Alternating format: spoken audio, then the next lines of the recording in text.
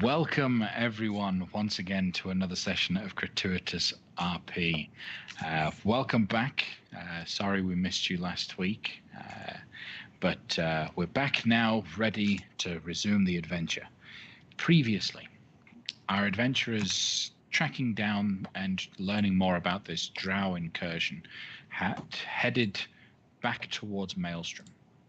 They had left a drow in the company of the king of the storm giants, this Gulan Baenri, and they went back to Maelstrom to be able to find out what Gulan's been doing, where he's been, and find out if he is actually on our side, their side, on some other side, not sure.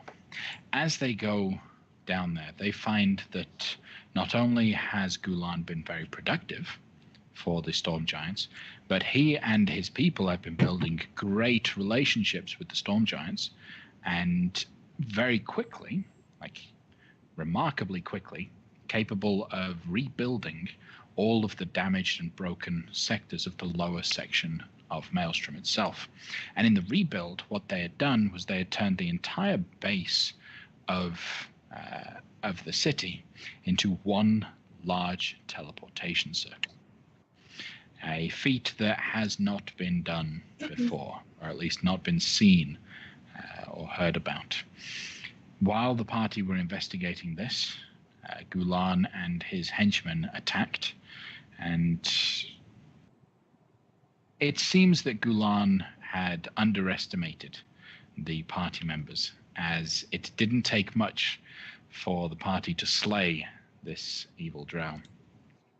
As they slew him, a little eyeball kind of popped out of the head and rolled off to the ground, confirming that it is in fact the eye of Vecna. Loic currently stands with the eyeball in a cloth wrapped up on his person in such a way that he can ensure that he and those around him aren't being affected by the spell. So, we join the party back in the fray. What would you guys like to do? Did you think the storm giants were watching this encounter? Did you think they will have recognized that we were attacked by the drow for merely searching the underground terrains? One can only hope that they did as we asked them to and cooperated. So I guess we should go find out. And if they weren't watching, we bring them down here and show them the teleportation sigil. Okay. You've already broken the teleportation sigil, correct? Okay. A section of it. A small section of a huge thing. And that's all that it takes. Okay, so as a group, you all, after kind of stitching together your wounds and relaxing for a bit, with Danric really helping out to keep everyone tip-top, you all head back up the spiral staircase up to the main floor, past the open grand hall with the crab organ, and into the Storm Giant King's main chamber, where he's already kind of, you see him hastily headed towards you from the back area, evident, easily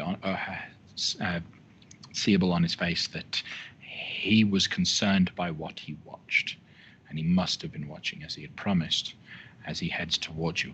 Oh, good, you're all okay. Oh, honestly now, is it all small folk? Are you the minority? What is this? Are you asking if all small folk are underhanded and we are the exception to that rule? It seems that way. You're the only decent small folk I've ever met. I try trusting some others, and Well, my mighty king, you are in a very privileged position of power, and this power attracts other people who wish to have that power for themselves. Please do not judge all small folk on the actions of these few that you have encountered before. On the balance, they are more like us than they are more like the others. Not to mention the people that have sought Maelstrom have historically been up to no good because they want what you have. This is some of the first times in which you've been reestablished with the greater public. So just give it some time. I feel like maybe we keep my palace separated at all times. Any dealings that must be done will be done in the surface. But I just don't know where.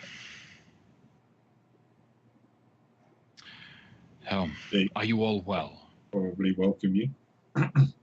Where? Waterdeep would probably welcome you. You may be able to set up some sort of place where you can trade with the small folk. Mirabar is also an option since Harshnag actually has real estate there. Wasn't Waterdeep the place where those Kraken folk were from? A lot of things are from there. A lot of people Good come and bad. out of Waterdeep. It's one of the central hubs of the thing. You can't blame them from coming from that place. It's also home to a very famous alleged daughter of Mystra. Okay. But most of the people that fought the people that we just defeated as well. So Who in the city do you trust for me to contact? Probably either Giora or Laryl, right?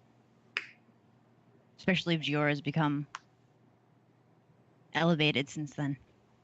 well, if Jury will certainly have Lady Lyrell's ear, and if you say it's coming from me, he will certainly put a good word in for Lyrell. Maybe contacting Lyrell directly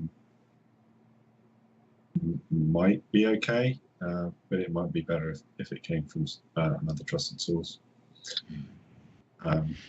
But obviously, we can put a word in when we if we see her soon. Ulthor. He turns back to his advisor. Make a note of this Giora fellow, Waterdeep. Hunter, I'm assuming. He's part of the Hunters Guild. Right, okay. All right, make a note. We'll do that. Right, well, again, I must thank you. How can I repay you all? What service can Maelstrom do for you? I think the use of your magical room would be helpful in the next leg of our adventure. Where are you headed? Where does fate take you all? But we suspect we will be heading to Luskan, another city on the Sword Coast. But we have to we defer to our mighty wizard, who will be able to ascertain the location of our quarry. Someone who is perhaps in league with the drow elves who attacked us below. Yeah, I would like to make some contact first with the guy that we know and see where he might want us. Okay. So I'll shoot off a sending spell now. And where's the sending spell going? I'm going to attempt to shoot it to Jarlaxle. Okay. And you get to know whether or not it was delivered, correct? Mm-hmm. Yeah. Okay. What are you saying? Half the job is done. Need a place to meet to discuss the other half. After a second, you feel that familiar tingle that indicates that the message has been received, but no response. Uh-oh. No response. What did you think that means, Loic? He could be unconscious or restrained in some way, mentally. Would that, if it was restrained mentally, would your message be received? Well, I don't know, because there are different ways to go about it. I don't know what manner of magic. I need more information in order to answer that. If he's unconscious, will he still? If he wakes, will he even receive the message? Usually, hopefully, it could come in the form of like a concept in a dream if he's sleeping or something, you know. Or they don't sleep. They enter a trance. You would assume that during the trance, you would, if he was trancing, the message would come through clearly. Understandable. But as you say, there are so many different reasons why a ascending spell might not receive a response. It's hard to tell right now. Can you use your scrying piece now that you have completed the ritual to see the state of our supposed ally? Or of our supposed target? I think it has to be on them, right? Oh, that's a point. Loic, have you taken the blood samples and drank it? That was like the first thing I did. Followed up by the face grabbing. Right, fair enough. That was done in our weekly campfire roleplay. Okay, all right. So, slight flashback to a couple minutes prior to our adventurers heading back up the stairs. Loic followed the instruction of Gornadaur to perform a ritual. This is the second time Loic has performed this particular ritual in order to be blessed and given power from on high. The ritual requires him to get 3 blood samples, which he acquired from which of the drow? One was Gularn, and then one was one of the ones that like trash talked me after I told him to put down his weapon, and then the other one was just inconsequential. Okay, all right. Then as you swirl it around and knock it back in one quick go, I need you to roll 3d8 plus your 3 times your con mod.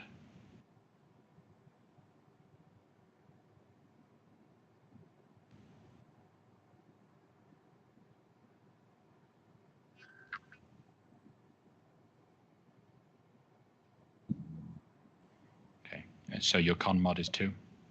Just double check. Okay.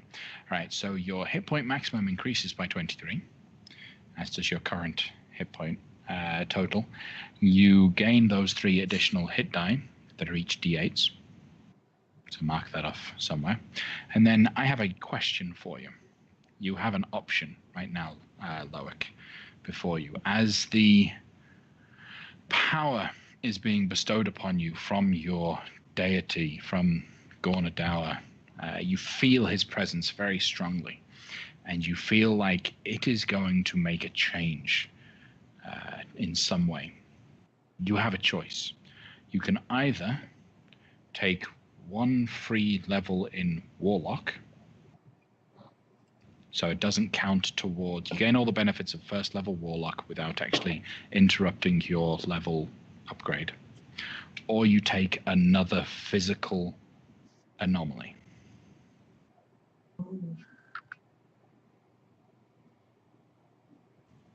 Which do you take?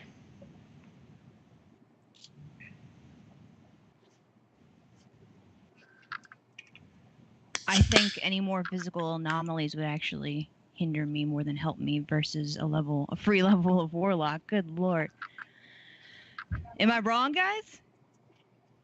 Like, it seems obvious, right?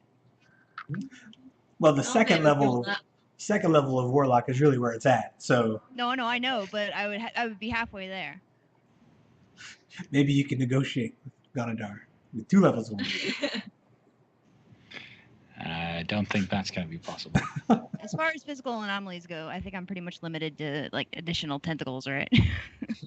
You have no idea what kind of physical anomaly or what benefits this physical anomaly would have. Remember, your first physical anomaly gave you that additional reach, and through training, your tentacle could become something more adept.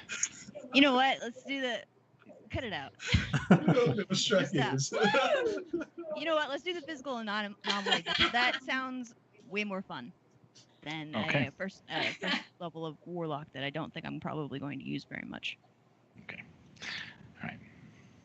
I'd mostly just like the first level of warlock is mostly just to give you spells that refresh on a short rest.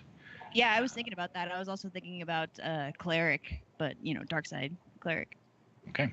I need you, Loic, then, as you accept the physical changes of Gornadour, to roll me a d10. It's going to be a third eye. Big looking eye. Yeah, I'd be okay with an additional eye. I don't think I'd be okay with another hand taken, because then my spells would not work. And 9. It's an 8. What'd I get? An 8. Okay. All right. You feel the tingle pass through your body. You feel your tentacles become a little bit stronger. Those tentacles that you have, they begin to not so much grow, but bulk out for a moment, almost like Popeye. And then that surge of power seems to just centralize at your chest. You pull back your shirt to look for a second, and you have the eye of Gornadour scarred and etched into your chest.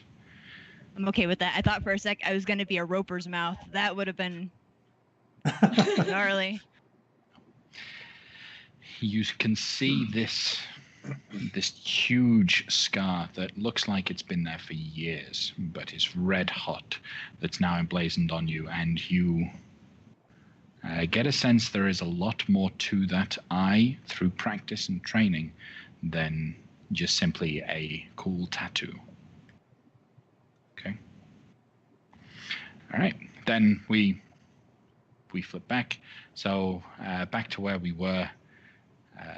Loic, where are we going and what are we doing? That's a very good question. I am not sure so much anymore because can't contact the other guys. It's like I'm down to just striding right up to the host tower and knocking on the door and being like, "Yo, the Archmage wants to see me." Pretty sure. Well, we have use of the magical room, so we could try to scry on Jarlaxle and Gromp for free. Because I think that's one of the abilities. They're probably defended against those types of things, but if it's free, might as well use it, right? I guess, unless it wastes time in which people are trying to sacrifice him again to Zincarla rituals. Wow. So yeah, So let's start. The use of that room requires someone to be attuned to it. However, as you know, what's his name? King Hecaton has just literally been using that room to watch you. So he is currently attuned to it. He could do the scrying for you. If you give him exact descriptions of what you're looking for, you can make sure that there are no errors, so to speak. Okay, I can give that a shot. Hecaton, would you like to make an attempt at this if we're very, very descriptive? Where am I searching? What am I looking for? Well, as far as I understand it, the spell requires you to target a creature. So, I want you to target... There's this guy, there's this drow that is the Archmage of the Host Tower in Luskan. We're going for him. And then we also want to find another drow. I'll give him description, physical description. What else? We don't know where he is or what he's up to. Do we still have Gromp's Grimoire and Jarlaxle's Brigandier's coin? I got the Brigandier's coin. I don't think I have the Grimoire. if I remember correctly, you made a duplicate and then gave the grimoire to Jarlaxle Mm-hmm. and nailed the duplicate to the Yeah, it inside was of a house. The other duplicate in went to the inside of the house. Yeah. So you give him the best descriptions that you have, knowing particularly that your best guess is that Gromf Baenry is probably inside the host tower of the Arcane. You give him that information. You don't know, you have no idea where Jarlaxle may be, but you've dealt with him enough that you give him a really clear indication of what to look out for, who to be searching for. He steps away. He says, "This will take me 2 minutes to be able to look." What key features are you looking for? What should I be looking out for? Well, the host tower's rooms are typically like small but tall and cylindrical, and there's a lot of magic going around constantly in them. If he's under a sky, tell me what the buildings look like, or if there's a sea or landmarks. We attempted to contact our friend Jarlaxle, and he was unable to respond or unwilling. So finding out what his predicament is would be helpful if he's under some sort of duress. And if Gromf is surrounded by legions of legions of drow, then it may tell us that we may want to attack him at a different time. So just I think the general dispositions of these two gentlemen would be helpful. Okay. So he disappears for a minute. You don't hear anything. You don't disturb him. A minute later, he comes back. Confused look on his face. Right. I saw something. Gromf, definitely at the host tower. I saw him briefly walking into the tower in Luskan when everything went black. I was unable to actually peer inside, but I saw him stepping into it. He also had individuals with him. 5 heavily armored individuals. And then it just disappeared. The other one, it was difficult to make out. I saw glimpses of a house, dark, very ornate looking place. He was definitely sneaking around, moving past some cages, through a kitchen of sorts, past a room that looked like a butcher's table with someone strapped to it. It's difficult to explain the sights that I saw. What did the architecture look like in the house? Was it human, or was it elven? Definitely elven. Everything was black obsidian, stone everywhere. That's Menzo Baron's on. Like obsidian. That sounds bad. Can I cast and see invisibility? Yeah, you can do that. Yeah, just to make sure we're not being scryed on, or no one is being actively scryed on right now. Okay. After, how long does it take to cast? It's just an action, right? Yep. Your eyes flare a blue color. You begin to see into the ethereal plane. For a second, you swear you glimpse a shadowy figure stood next to King Hecaton. But then the shadowy figure disappears. But as it disappears, it takes on a very feminine giant form before popping from view. There is nothing invisible in the room. Could have been his wife. Could have been. I won't mention it. Okay. Cool. We can proceed with talking. We're not being scryed on right now. And it'll last for an hour, so you would notice if you began to be scryed upon. So, your friend is in Menzo Baronzon. Did he seem interested in any of the cages or the butcher's table slabs or anything, or did he seem like he was on a mission? I saw him hiding, moving quickly. It was difficult to watch him. Like, I've never seen it difficult to actually scry upon someone. You either can or you can't, but this one was tricky. But he seemed intent on something. Turn around and like, well, guys, I do have a teleportation circle to Menzo Baronzon. Well, how do we want to proceed with this information? I'm sure your friend John Axel would appreciate our assistance, but I feel like that takes us away from our actual threat. The one we perceive to be pulling the strings in the intrigues going on the Sword Coast and below the water. I feel like we ought to go to the host tower and bring the fight to them. So, walk through Luskin, knock on the host tower's door, and say, "Hi, how's it going?" That seems suboptimal when you put it like that. I don't think any front of us on the tower.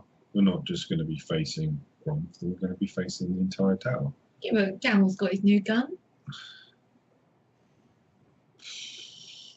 What's the range on that thing, Gamel?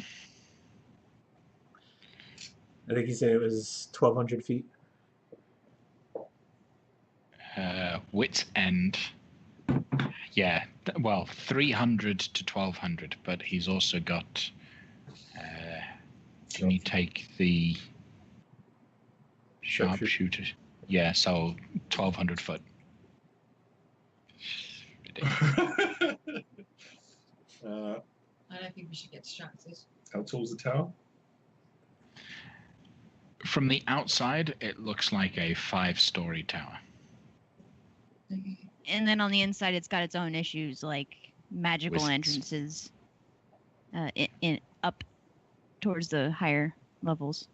They don't appear unless the people Unless you that have control permission. it. Yeah. Loic has viewed the first 3 layers, I believe, the entrance, and then 2 above. The floor above that you didn't have access to was only permissible by the cardinals, and then you know that 1 floor above that should be where the Archmage keeps himself. And the only person that could get us in there, I believe, would be Isurus, but she didn't seem aware of anything, so she wants to talk in the tower. So I guess we could chance that and hope that we get her instead of Gromp. No. Sorry. That is if she's not working for him. Well, I do not know the wisdom of attacking a wizard inside his own tower. I imagine it would be easier to draw him out, but I have no ideas on how to do such a thing. Are we ready for a fight Are like we- that? And we don't even know if we want to attack him yet, right? We suspect he might be the bad guy, but we don't know for sure. Yes, I wanted to meet with him, but I wanted to do so on a neutral ground. Can you send him a spell and ask him to meet somewhere neutral? Am I familiar with him enough by now, you think? I haven't met him, but I know an No. awful lot about him. Okay. No. If that was the case, then then being a celebrity in the Forgotten Realms would be... Fan mail would be a nightmare. So Like, don't at me, bro. So no, I can't. But I may be able to deliver a message. via Falcon. Or your other wizard friend. Zzz, in the tower. Yeah, potentially. I have to meet with them first and get them out to come get the message, and then. But you could send the sending to these other fellows. Oh yeah.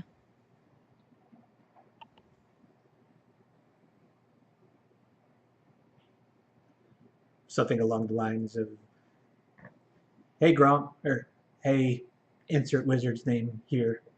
Please pass a message along to Gronk. We wish to meet at XY coordinates to discuss," and then something that would most likely get him to come out. No, that's a good idea. That's a great idea. Where would we like to meet him? What's a good neutral ground?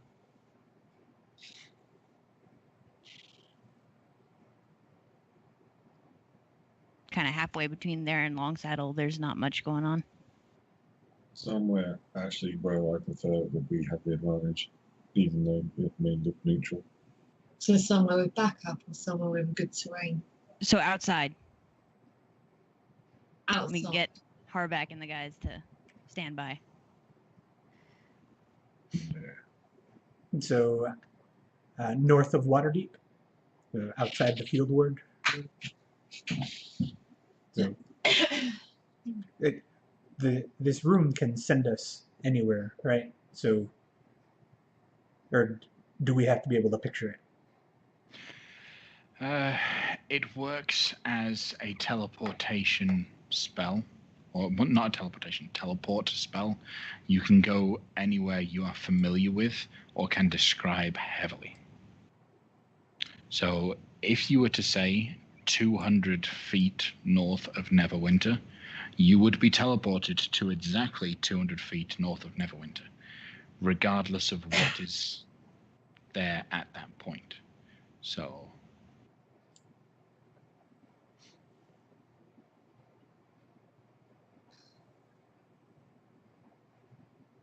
Do we not have an advantage being in the woods somewhere? No, I like the idea of having the ship in. If we can get the ship in So you want to the be on the skies, coast? then we've got something. We've got some backup. Potential backup. I did not take the measure of how battle ready and proven this crew was. I do not know if inviting them to this battle would be to their detriment or ours. Are our griffins ready? Right. Oh yeah. they're very young. Okay. You could ride them, because you guys now are able to, but they wouldn't be able to defend themselves. Right. Okay. So should I send him a message that says meet us north of Waterdeep at the foot of the Sword Mounts in the high road? On the high road? Is that a good place? And then meet him tomorrow?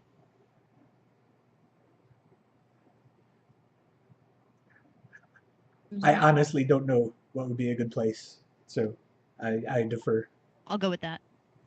Okay, so could you ping on the map where you plan to send him so that I know exactly where you mean? Can you see the map? Can you I see am the ping? pinging it. He's pinging Yeah, it. I've seen the ping. Ah, okay, so north of Waterdeep. Yeah. Okay. For some reason I was looking at Neverwinter. Perfect. All right, so south side of Sword Mounts, north of Waterdeep. Distance-wise, you're looking at about 35 mile north. So you guys could easily get there in a day by normal travel means, if you're going to Waterdeep and then traveling up. I'd like to rest up and be able to discuss stuff a little bit further. So in terms of, obviously, time frame, what are you saying for Grumpf? What time of day is it now? It's like the middle of the day right now, right? Yeah, it's about noon. tomorrow at dusk. Tomorrow at dusk. Should we ignore it? Wouldn't it be better during the day? I think dusk would be a more neutral signal. Well, let's say dawn then. But we haven't got enough time. Because then it's a short conversation, and if he starts anything, then the light's going to give us an advantage. Well, he would know that too. So I guess if we give him the time of day that is advantageous to us, he might be unwilling to meet. That. So give him this little favor. Maybe it'll entice him. The difference is advantage or disadvantage on perception checks and attack rolls when you already have a sword of sunlight. That means I gotta get close to the guy. I've got my super tank for that. I don't want to do that anymore.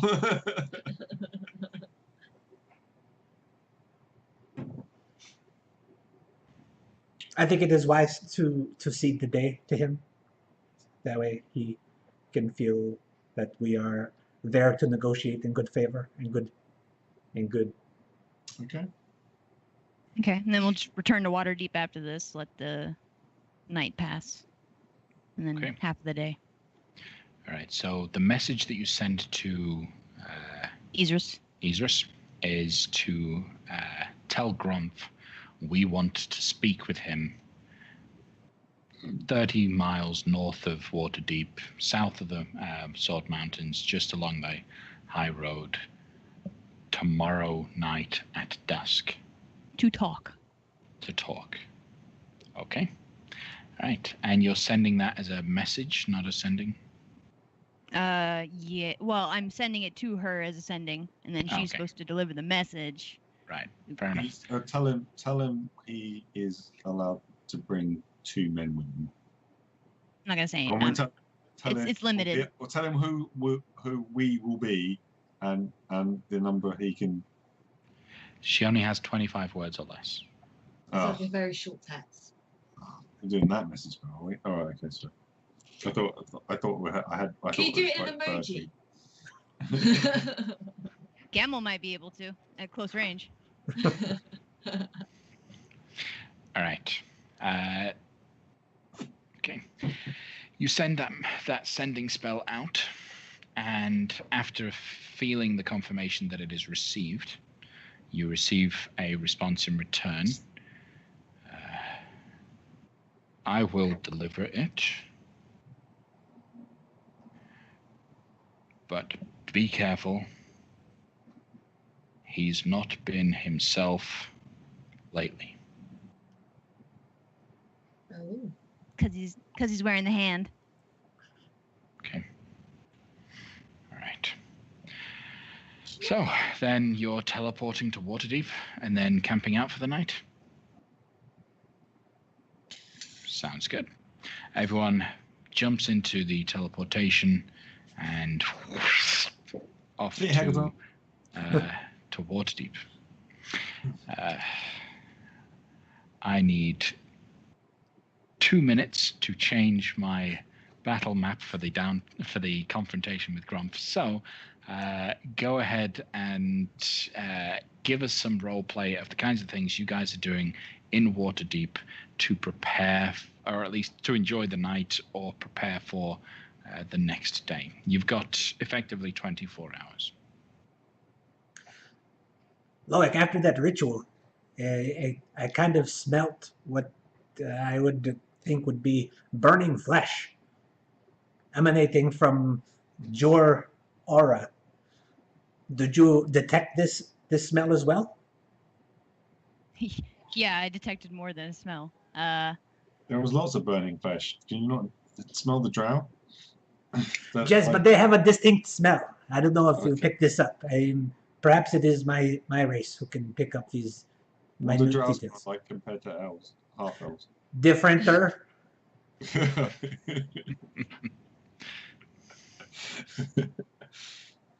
Yeah, but if it's night and we're in the place in which we're sleeping, I'll take off my armor and open my shirt and let him see.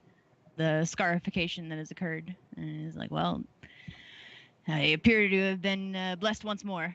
I haven't really messed with it very much yet. It does more than what it looks like. I'll let you know what it does when I figure it out. And I'll probably just mess with it a little bit too. Okay. Roll either investigation or arcana. It's up to you which one you roll.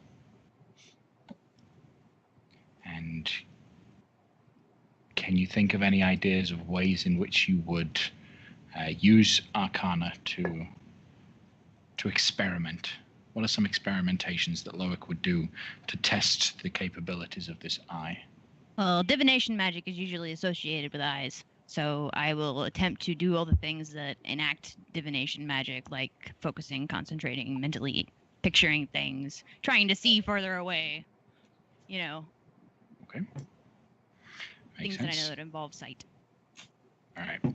Within a bit of time and experimentation, you feel almost like you've broken through one barrier of multiple. You're not sure how many barriers.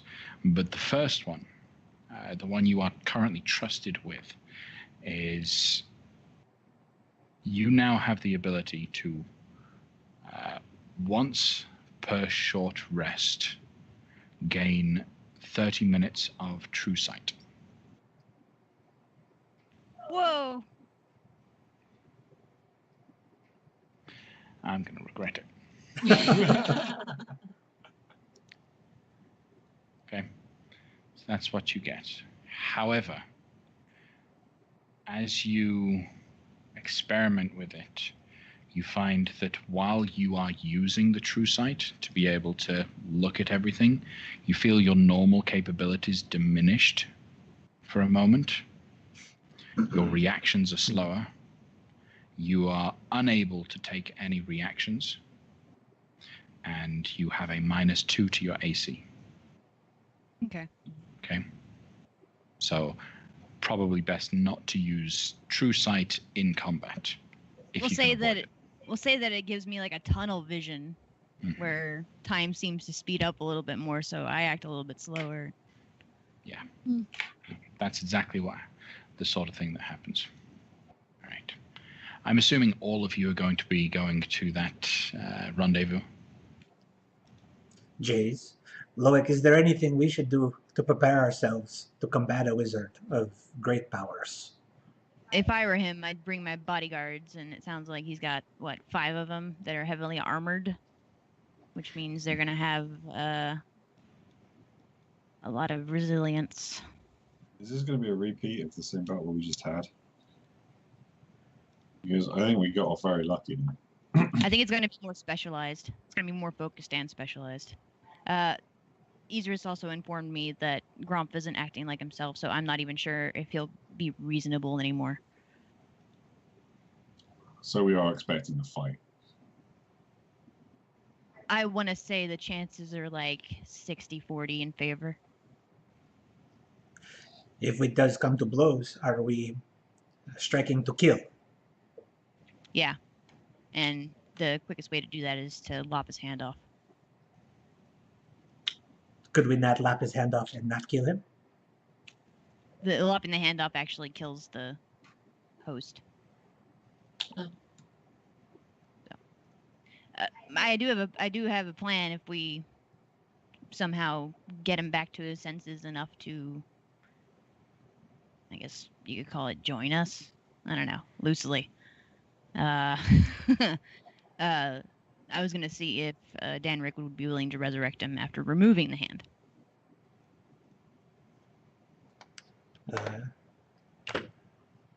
Gee, I don't know if I have the ability to resurrect people, is what Danrick might say. I believe Danrick has the ability to revivify. Yeah, that.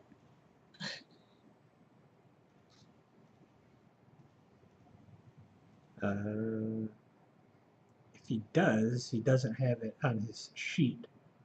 Okay, then he doesn't have it. I thought he did it last session. Maybe not. No, he just healed. No one died. Does he? Is it maybe on his instrument of the bards? I highly doubt that. Because I don't think the instrument of bards does that. All right, we will go as if he doesn't have it. Okay, well, there goes my plan. Uh, If he's not him anymore, then he sacrificed the thing that you shouldn't sacrifice, and he's become a lesser version than himself, which I am not interested in. Okay. So, I'm all set. You all prepare, do whatever you need. You restock up on any supplies that may be necessary, and you all get the benefits of a full long rest. So make sure that everyone has spells to max. Skills are all refreshed. Everything that needs to be is sorted. Question for Osrin. I'm assuming you're bringing Theon. Yeah. Okay. Loic, are you bringing Pete? No. Okay. Artir, are you bringing your bird? nope, he hangs out with the griffins. Okay, cool. Zephyr, there we go. Zephyr. That's the name. Okay, so there's no additional NPCs to worry about. Then, while you guys rest up, the night almost takes on an eerie tone as you all you sense the battle coming. It takes a bit of time for you to finally get to sleep. Restlessness kicks in, but eventually you do pass out. Wake up at dawn, ready to begin whatever extra prep you need to make before you arrive at the meeting point at dusk. What are you guys going to go to that location earlier and do some sort of prep on the location itself, or what? I'd like to go earlier because I want to just check of location if there's a good place for me to shoot from. To be fair, we could set you and Gamel up a longer range. Because I could just go stealth and be unseen. You don't need to be that close. No. This seems like a wise course of action. Would Gamel want to do that? I'm just trying to think of your spells, effective range of your spells is going to be. My range is quite good normally. That one's limited. Okay. But Hunter's Mark, what's the distance on Hunter's Mark? That one's fair distance, so you could potentially get that one in. Hunter's Mark, that was only not. You all arrive to the point in the road where it's just about the right point where you had estimated. You've got a good view north and south to be able to see anyone coming in. Feel free to do whatever prep positioning you guys need to do. If you want to get up on one of the trees. Well, I'm going to go up high and go stealthy, so because I've got my flying boots, and then I would then have Theon just hanging around where I'm at, unless you want him next to you. I would prefer him to be with us. Okay, you keep him then. He can give you an extra attack and give us some cover. So I would say your best vantage point is probably in this tree. Because you can roughly get quite near anything. But then there's a bit of a pathway there on the side of that tree. Why not a little bit open? Well, if you're inside the tree, you can shoot from inside the tree. Okay. You can fly. No, I know I can fly. With your position within a tree, should you be agile enough, you could technically gain the benefits of half to three-quarters cover. Okay. But your sharpshooter abilities negate that being a negative for you. Yeah, okay. No, I'm just thinking because she got the flying boots. I have got the boots. You don't even have to be climbing in the trees. You can just be circling around the stump. Yep. All right. I'll go then.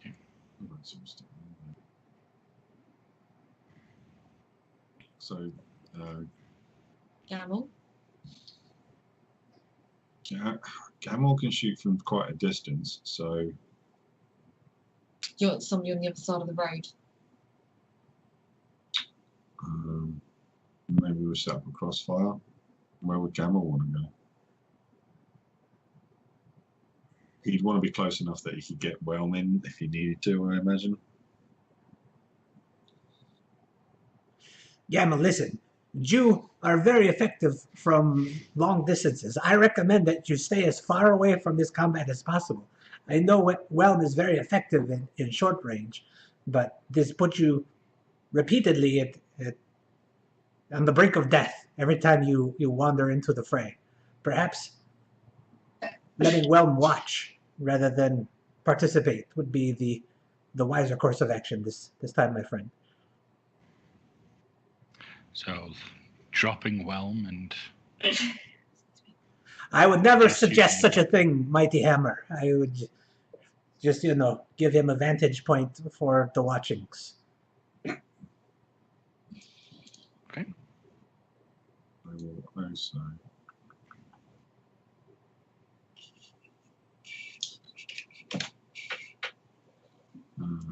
Protection from poison is. I'm going to cast protection from poison, but can't remember if that's an hour or 8 hours. I think it's an hour. So it's not on my sheet. Protection from poison lasts for 1 hour. So you'd have to trigger it just before you cast the spell, or just before you expect the meeting. Yeah, that Aaron will do that on himself and Osric just before we expect the meeting, just for pre-prep. So Osrin goes in the tree. Is Theon going to be going near her? Theon's going to hang out with me, apparently. Okay. What's Gamel going to be doing?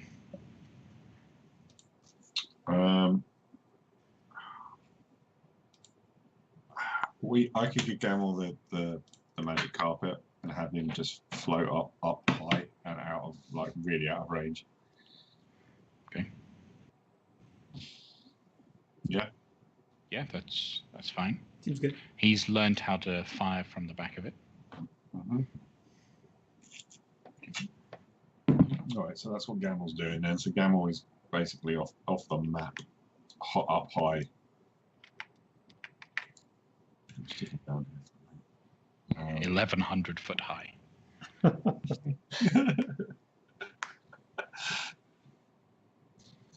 Might get dizzy, might start missing shots because of the lack of air.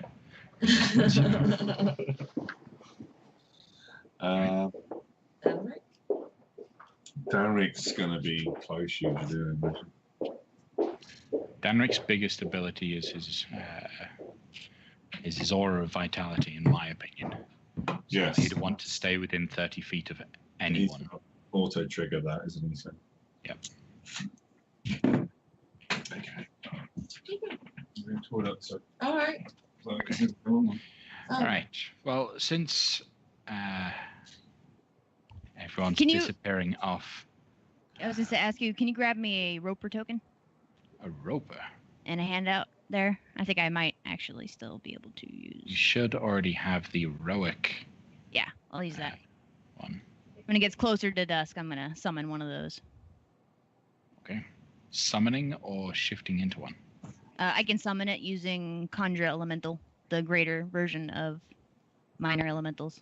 It's the highest thing I can get. Cool.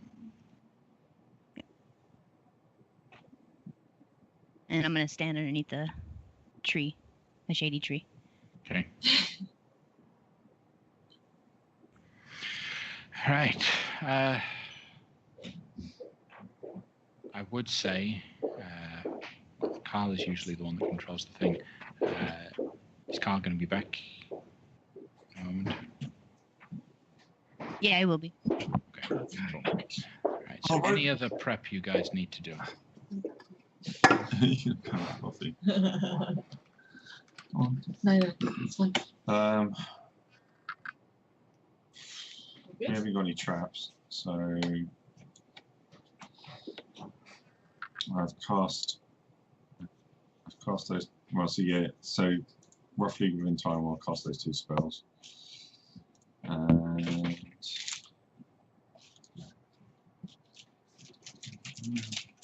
Okay. Then, as dusk is moving on and preparing, the sun is going down, setting off in the west. The shadows begin to grow. The air begins to get a little bit colder. There is a shift in the wind. A quick breeze all pulls your direction straight up north. And almost straight out of a western, you see a lone figure silhouetted in the distance just suddenly appear and begin walking towards you.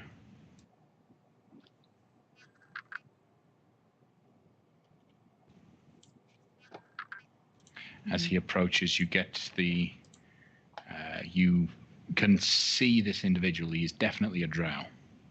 He heavily cloaked, hood up, so it's difficult to see who he is, but you are certain it is a drow that is approaching. How close do you let him get before you begin speaking? That's probably good. Yeah? Okay. Then as he gets to there, folds his arms across his chest. You wanted to talk. I think we got off on the wrong foot.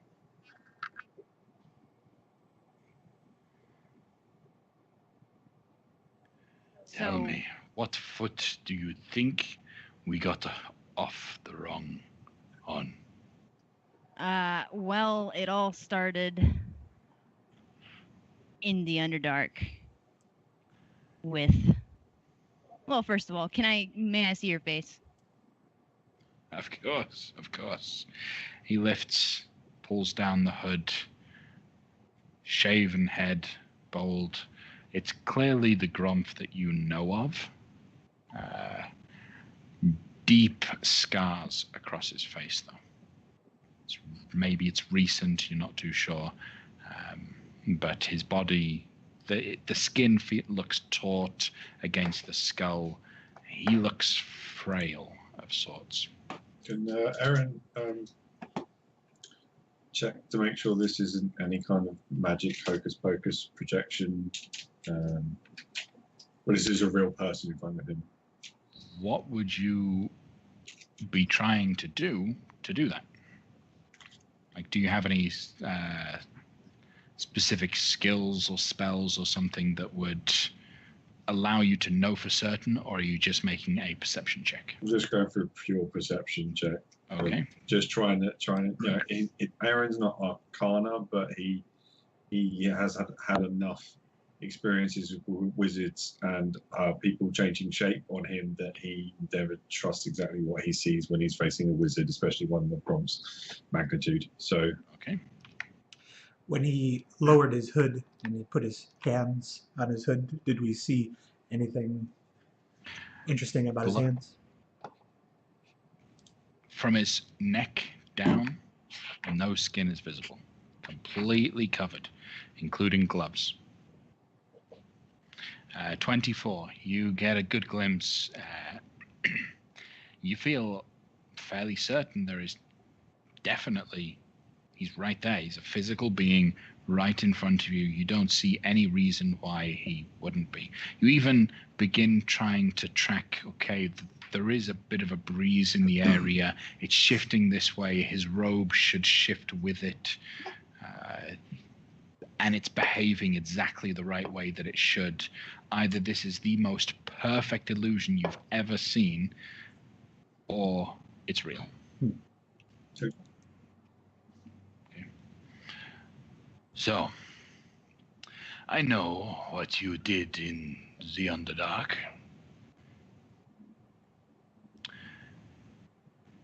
I want to apologize for the fact that that appears to have haunted you. I was unaware that you would be so victimized.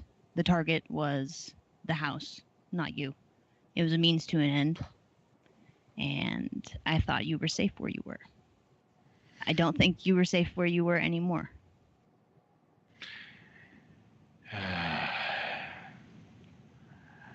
That is an astute approximation of what I've had to go through since your little trounce in the city. But you had been the Archmage for how many years there already?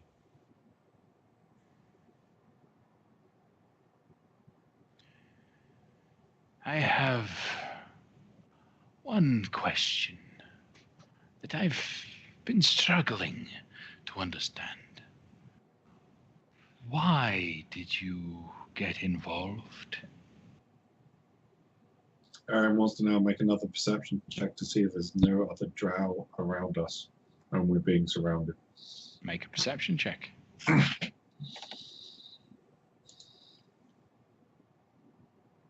That's a bad perception check. You don't see any drow around you. Do I see anything because I'm up higher? Roll a perception check. That's a bad one. That's a bad one. That's a natural 2 for me. As bad as bad. Mm.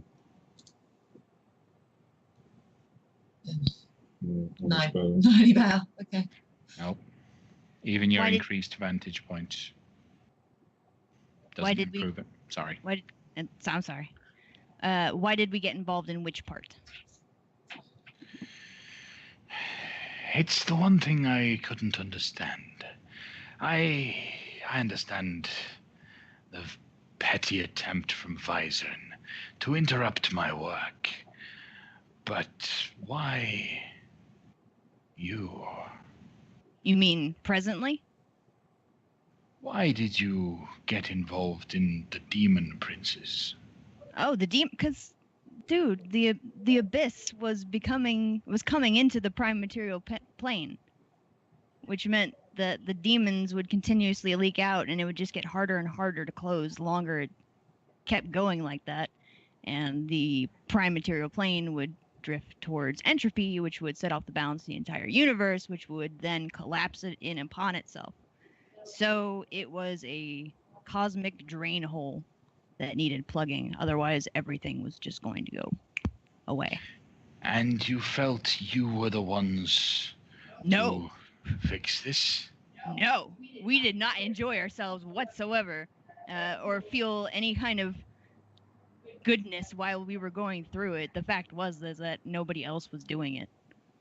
Are you finding fault in my company's prevention of the demon princes from trouncing the Underdark and the Overworld? The way that we understood it is that you didn't want that either. The collapse of the entire universe, that you might not have been aware of what you were doing, which is understandable. I merely wish to understand the situation.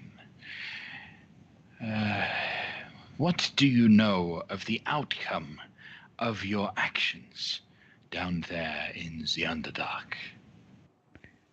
Since then, everybody in the Abyss is pretty beat up, except for Faraz Urblu, who got out relatively unscathed with time to recover. So he is presently a little bit more in charge than everybody else is.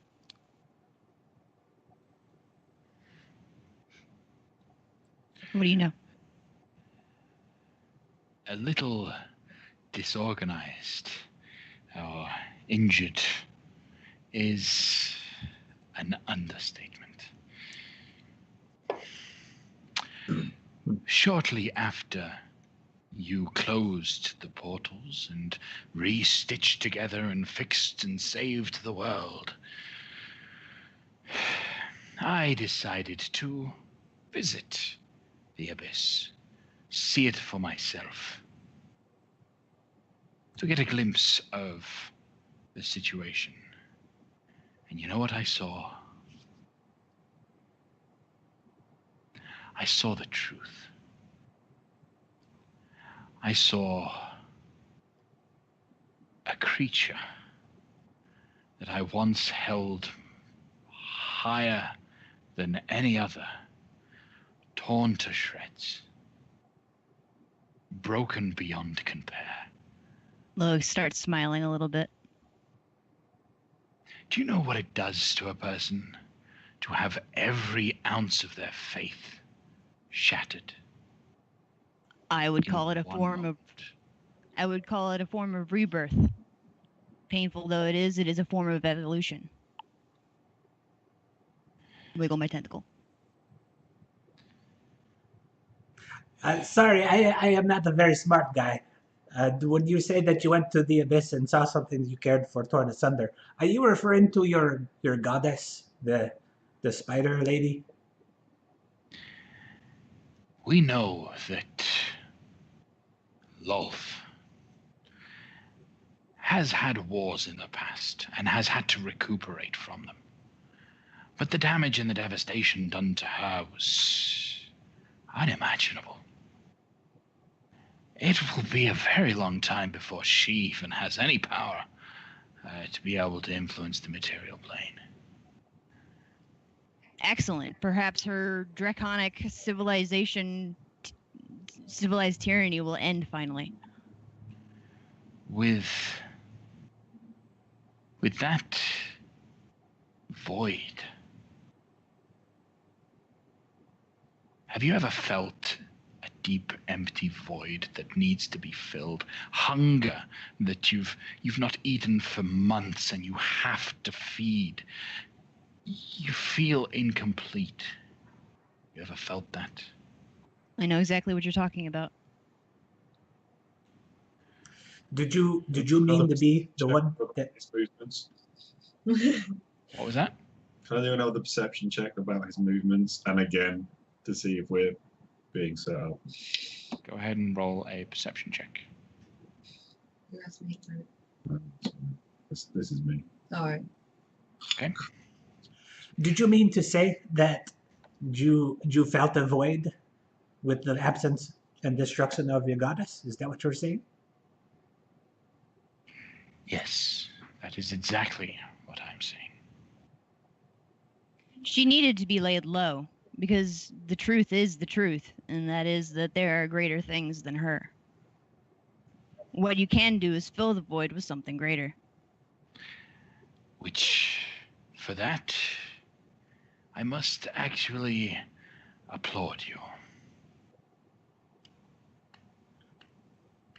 Thank you for giving me a moment to be able to find something greater.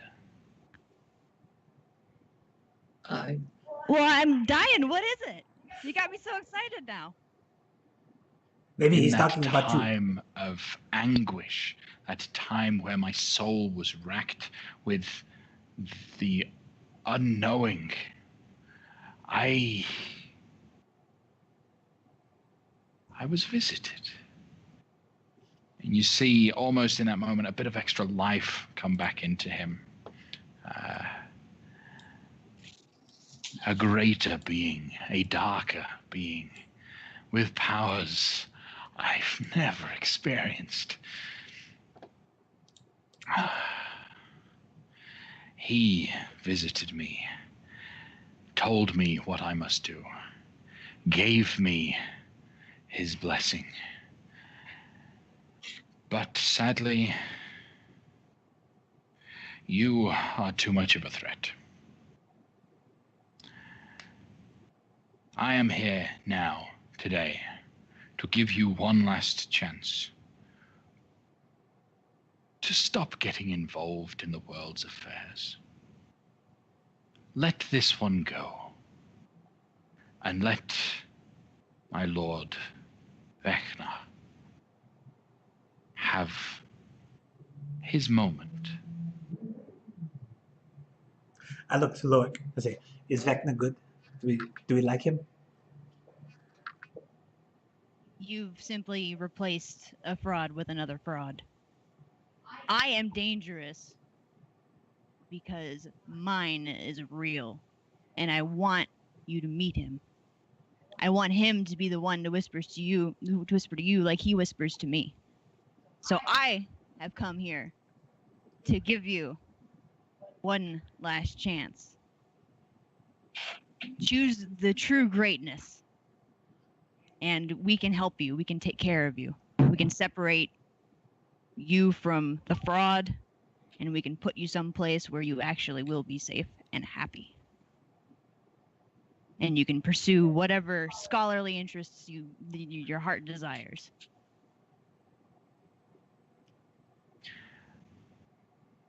I need to inquire out of game.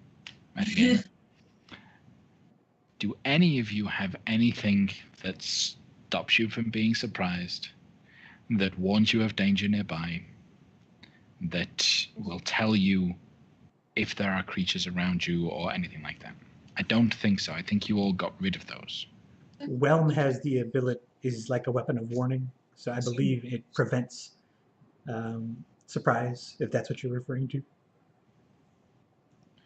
Yeah. Click on the call. So I think Oswin would have something. Double check. Really? You're a ranger, it seems to me. You're alert to any secret doors.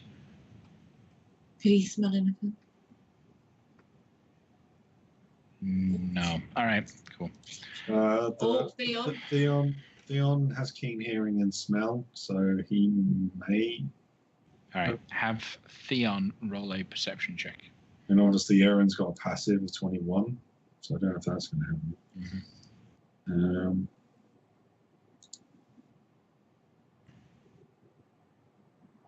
Okay.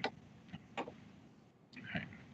Sorry. Just need to double check before I get anything wrong as anything happens. All right. Well, what was it you last said, Loic? Sorry. To Something about I'm going to give you one last chance to turn towards the true path, away from weakness. Sadly, join me. That was not the response I was looking for. Can Oswin silence him straight away? Because as soon as he says sadly, no, shut up. Is he in radius of your Yes. silence? Yes, he is. Because I ain't stop. Okay. A individual, a robed individual, suddenly appears behind him and next to him, counterspelling the silence. Can he see her? She's hidden. Yeah, I'm hidden. Can he see? Because I'm hidden away. And I've got stealth.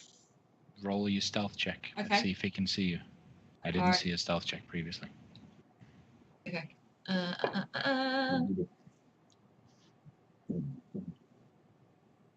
Yes. Be good. Be good. Okay. See his perception. Okay, he doesn't see you. All right. A cone of silence suddenly, a square of silence rather. What's the radius on that? It's 20 You cast it? feet. Actually cast it. Yeah. So, spell. Yeah. As he finds that his words are being muffled in with the spell, I'm going to have everyone roll initiative. Yeah. Can I move the square a little lower? Where do you want to put it? Just that I'd move it to like just, well, one block lower. That's No, I'll put it. No? Fine. okay. Yeah. Our tier is at 22 instead of 15. What do I need to roll? Perception. Okay. What are we rolling? Initiative. Initiative. Can we move the block one block higher and to the right? Yeah. Really? Yeah. Where's initiative? Up. Oh. Up. No. There you go. Once twice because you've got advantage.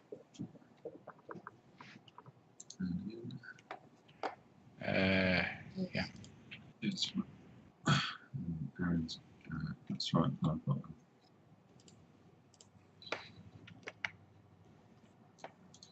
Oops. A should be whispered.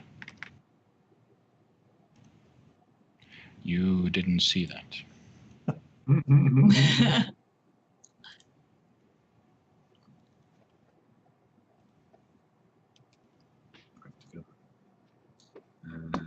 good old Theon is on Yeah. National 7.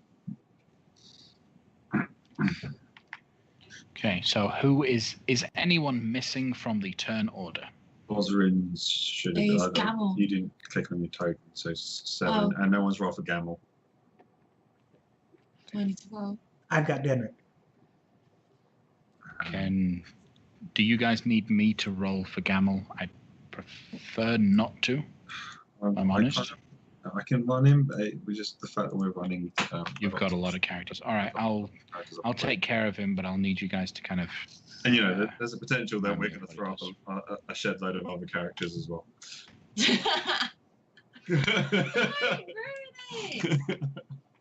Right. Where is Gamel? I think I've lost him. He's right at the bottom.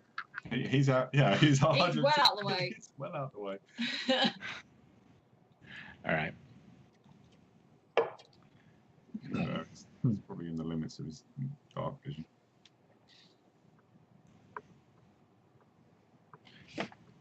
That's one thing his weapon doesn't have is a night vision scope. Yeah, so we're saying it's dusk, so I don't know what his viewing distance is going to be. What's that distance say to you? It's too small for me to read. 175. 175. 175. Okay, so he's got plenty of distance. All right. Then, is anyone else missing from the turn order? I don't think so. Then with that, Artir, as the silence spell triggers, you can see that Grump was speaking, but is immediately cut off, at which point he stands in a defensive position. What do you do? He's really got a 5 on his initiative. So I'm looking around for direction because I don't know necessarily that anything has gone awry. Would Artir know that? Would Artir recognize that silence has been cast on this mage, and therefore deduct that one of his party members senses danger, and therefore he should move and be compelled into action? Yes, 100%. Because you can see that that Grumpf is cut off mid-sentence, gets angry, and looks around himself and starts looking like he's getting defensive. So what are you going to do? Okay, so the first thing I will do is I will bonus action rage. Okay. And then I will take my regular action. Actually, no. I will drop my shield and draw my sword. Close the distance with Grumpf, and then use my conquering presence. So anyone within 30 feet, I'm sorry, anyone that can see me, yeah, within 30 feet, has to roll a DC 19 or be afraid of me. So, as an action, you can force each creature of your choice that you can see within 30 feet of you to make a wisdom save. So just Grumpf. Just Grumpf, yep. Okay. So you'll make a wisdom save. He rolls a 26. He is not afraid of me. Okay. And that will be the end of my action. Okay. What's Danric going to do?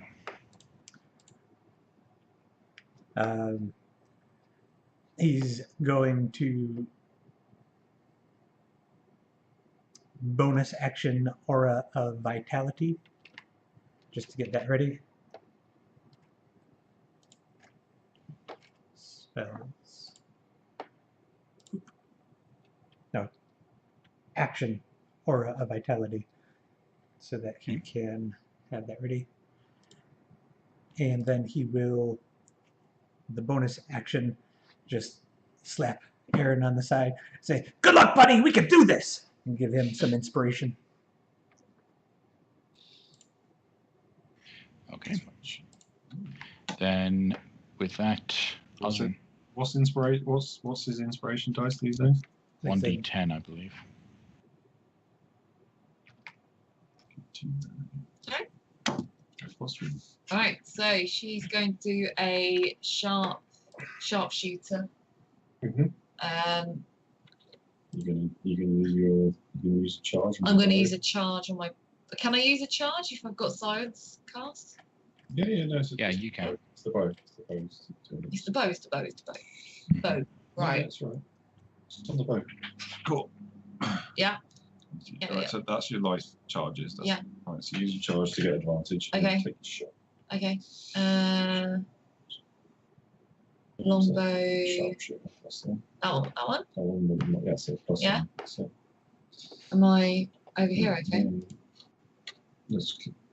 Okay. There we go. No. Oh, there's too many characters. There we go.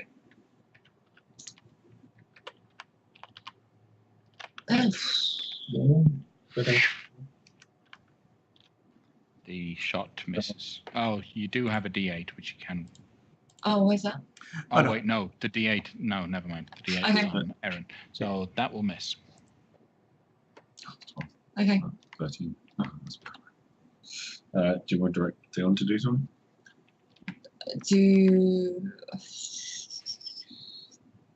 No, I'm going to keep Theon back for a minute.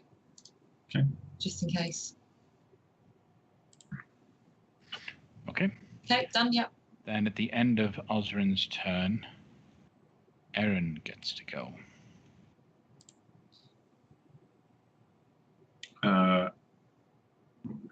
Aaron is going to use his bonus action to ignite Ecliptic.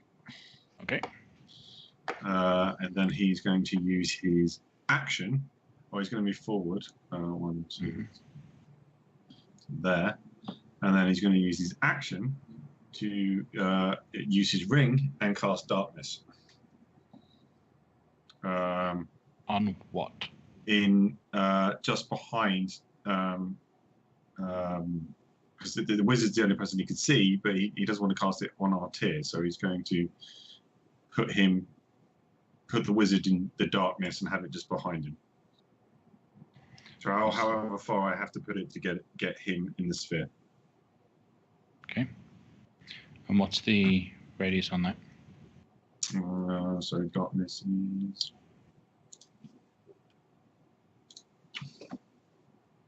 And that's not really. It's a 15-foot radius. Yeah. So something like that. Mm-hmm. Okay. Anything else from you? With that, no, because count spell. It's blind hands. Can't sword. Yeah. The darkness spell is counterspelled.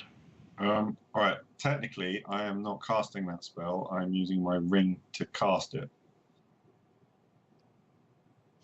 It's not me that's casting, so I'm not making any reactions. I'm not saying any words. I'm using the ring. So, would you be able to counterspell that? Yes. I think Yes. that is the, yeah. Yeah. I'm asking. That's what we did last time, and that's how you. That's you, fine. I'm yeah. just asking. So the spell is counted Okay. as a Can priest. I see if you counted it? Yes, because he's now visible. Okay. Anything else from you, Erin? As you see that. Can he counter? Can he silent? counter if he's silenced? Yes, counterspell is only somatic. Okay, All right. just checking. Okay. Anything else, Erin? It's fine. Okay. And I'm just a big, after shiny you, target. the air seems to shimmer as a creature shifts out of invisibility. A heavily armored individual charges right for you. You can see that this guy is drow, but only barely. He is covered head to toe in armor. And he charges right for you. With a great sword in hand, he will swing with a 27 to hit you. Hits. You take 13 points of slashing damage.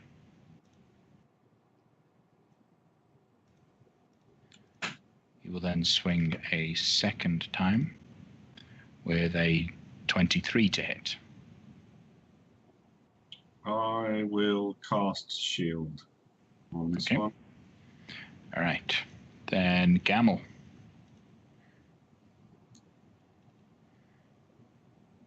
You're Gamel. Oh yeah, I'm Gamel. I believe he would cast darkness so that all of his attacks have advantage, and then he would attack. I think that would be his default move. Mm-hmm. Cast darkness on himself, and then fire with advantage. So wit's end, firing at the Archmage. Let's see if this hits. 27. Yep, that'll hit. 44 points of piercing damage. As you know, because he's silenced as well. All right. That'll be it for Gamel, because he'll bonus action reload, or no, he has to take an attack action to reload, which he'll use his extra attack to do so. All right. It was like the right moment to action search. He's not here. He's on autopilot. If you want to get more complicated, you can control him. And yes, Kuro-san, making it as hard on Tio as possible. All right. Another priest will appear on the other side of Grumpf. This one will actually step away from Grumpf. Ooh. And will cast, or attempt to cast. We'll see if this works. Oh, yeah. I'm gonna try to counterspell it before he gets it off. If I can see it. You can see him going to cast a spell. Okay. Okay. So, what level do you cast it at? Normal, because I don't know what it is. Okay, so it would have to be. You fail to stop the banishment spell that is being cast. Okay. On Artir. Artir, I need a charisma saving throw from you. It's a long shot, but you are the biggest threat right now. 31. No, 29. Yep. I think you saved. I think that's a save. Stop messing with me, you pesky spellcaster.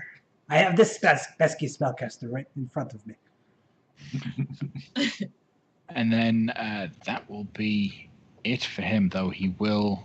How far has he moved? He's moved 20 foot. He will continue striding towards Loic, though. Loic, what do you do? I will first move into position. We'll go right over here. Mhm. And then I will cast a lightning bolt in that row. That's a perfect straight line, isn't it? Yep. All right. So what have I got to roll? A dexterity save? Yep. And I will actually do a level 4 lightning bolt on this guy.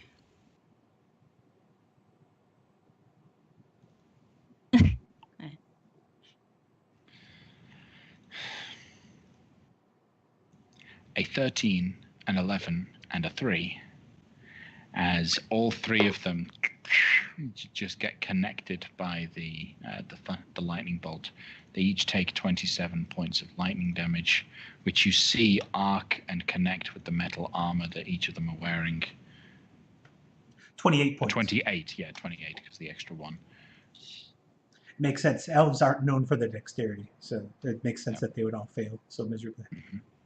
Yep. Anything else, Loic? And then I will move somewhat behind my rope here. Okay. Which you had summoned already, correct? Yep. Okay. What's Theon doing? Theon is going to run up and protect his co-master, and he is going to attack and bite this guy in front of Aaron and try and bring him down. Okay, go ahead. Okay.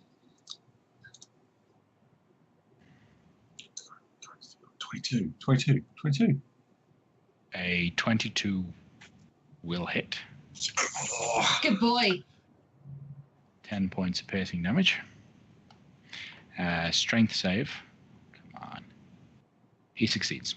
Good boy. Right. Anything else from Theon?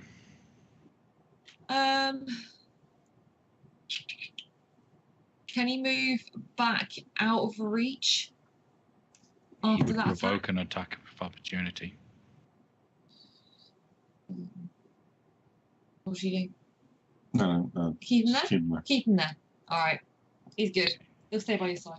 You're good. Then at the end of Theon's turn, the heavily armored individual squares down, pesky animal, as he swings with his greatsword at Theon. Nice dark reaction. That's a Reaction? 28 to hit Theon. Okay. What do I do? Was that with disadvantage? Disadvantage is 19. Okay. Does that still hit? Why would he have disadvantage? Because he said he's a drow and I got Yep, something. in sunlight. Yep, fair enough. I So, should have said that on my ones and I hadn't, so and I don't Nope. think it's too late to scroll back, so I'll. It's all good. Theon will take 15 points of slashing damage. Okay. Okay. Then after Theon, it's actually the individual behind Grumph.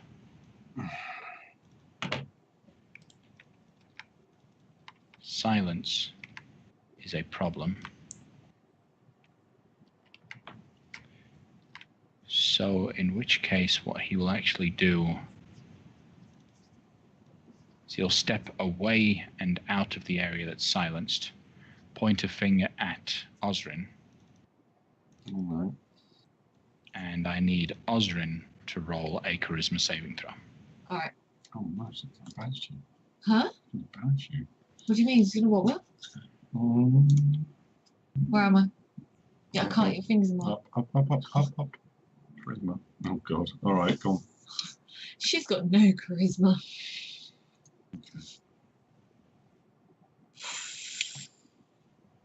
It's not bad. It's not bad. It's not bad at all. The DC on that is 18. Yes! All right. A flat roll. That was good. Grumph himself is certainly not happy with the situation he's in. The one spell he really wants to catch right now is cast his verbal.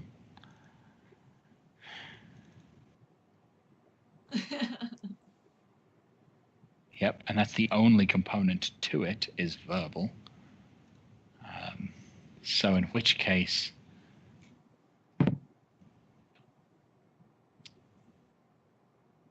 yep, even Misty Step is a verbal spell. He's going to disengage as his action and run. Straight wizard. to the side. All right. Let me see what we have. All right. We have at the end of that turn another armored individual who pops into existence to come in to attack Loic. Okay. So this champion will make 3 greatsword attacks against Loic. My AC presently is 17 while I'm concentrating on keeping the roper. So that's a 19 to hit. All right, that hits. Okay. You take 23 points of slashing damage.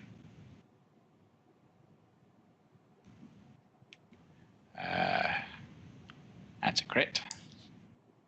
I can confirm if you wish. Nah. Okay. So total of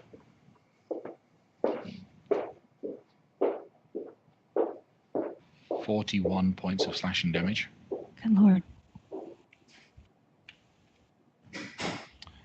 And then a 12 to hit. So I'm assuming the 12 will miss. But you're going to need to roll a Constitution saving throw against the 41 points of damage, DC 20.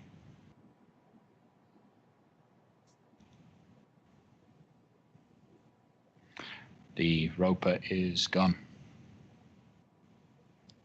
All right, that's him done. Artir. It went away.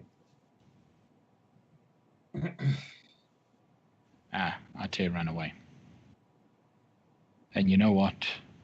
Just because he can, before Artir gets a go, at the end of that champion's turn, the individual in front of Aaron will swing his greatsword at Aaron again. That's Is his reaction? I think it's a reactionary attack. He used it on Dion. He did. He is able to make another attack.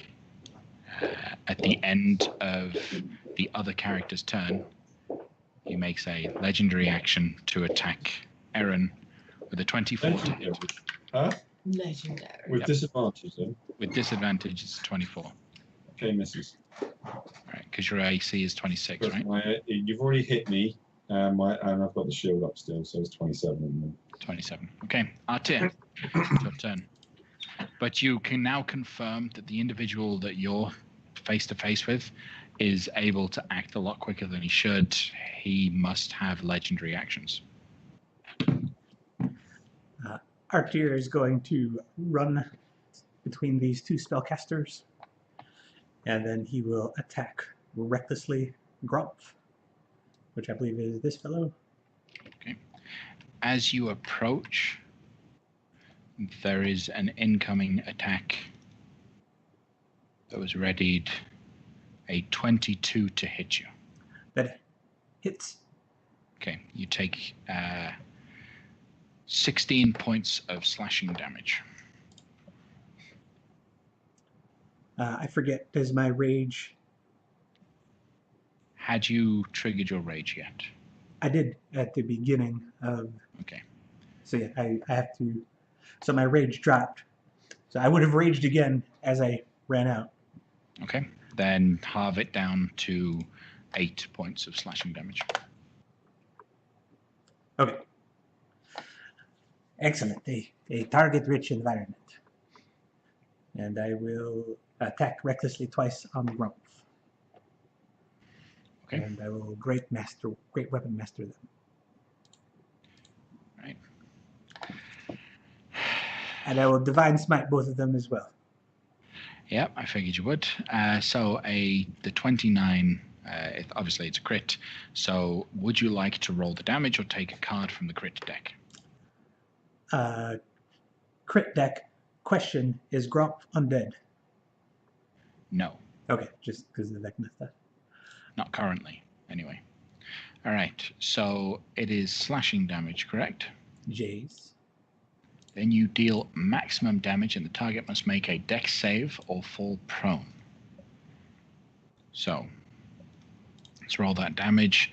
Your max damage, well, that was already max damage anyway, so 31 points. And then add what would be max damage on the level 2 Divine Smite. 24, so it's 3d8. 24. Okay. That's quite a powerful hit. Grumpf needs to roll a dex save. He rolls a 20, so he succeeds. All right. That was your first attack. Second attack, the 21 will also hit. 29 points of slashing damage. And did you Divine Smite that one? Yes. So we'll just take that one. That 16. Okay.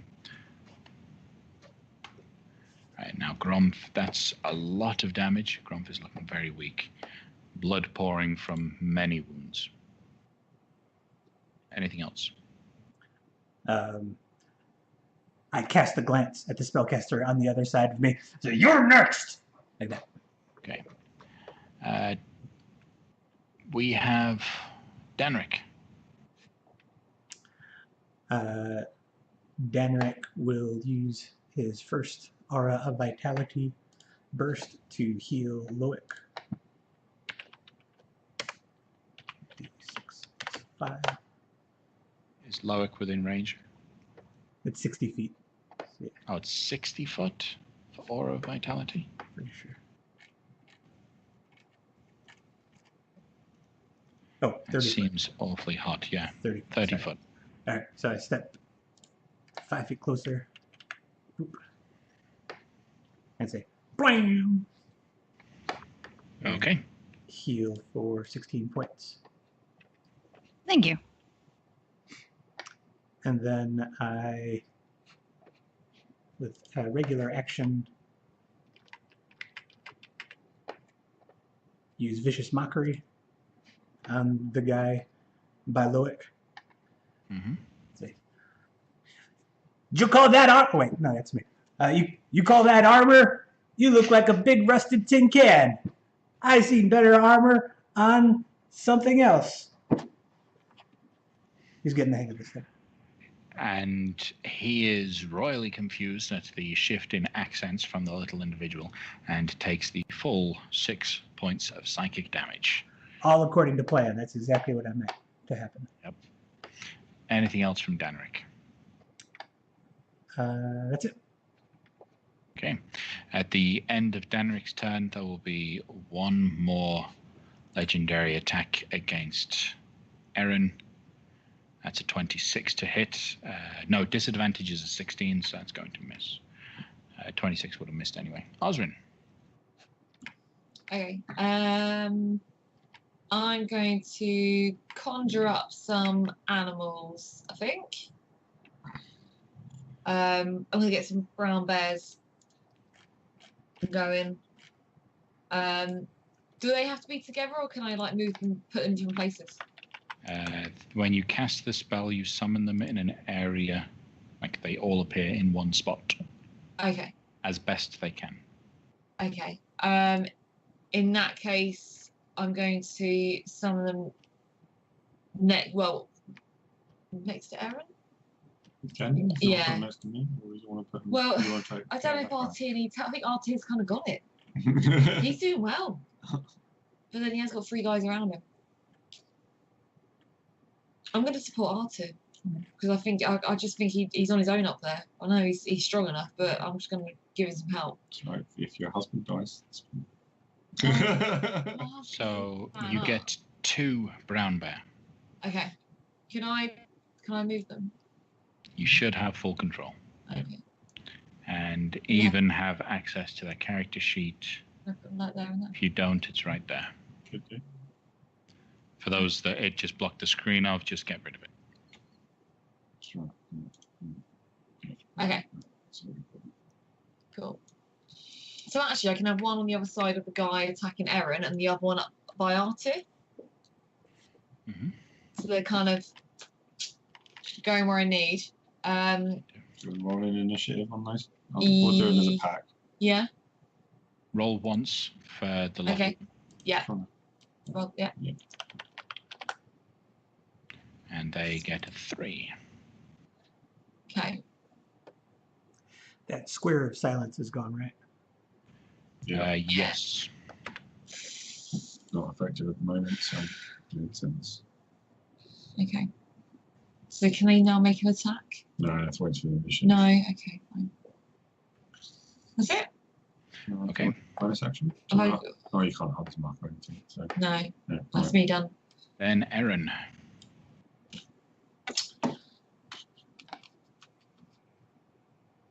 Oh, you want somebody?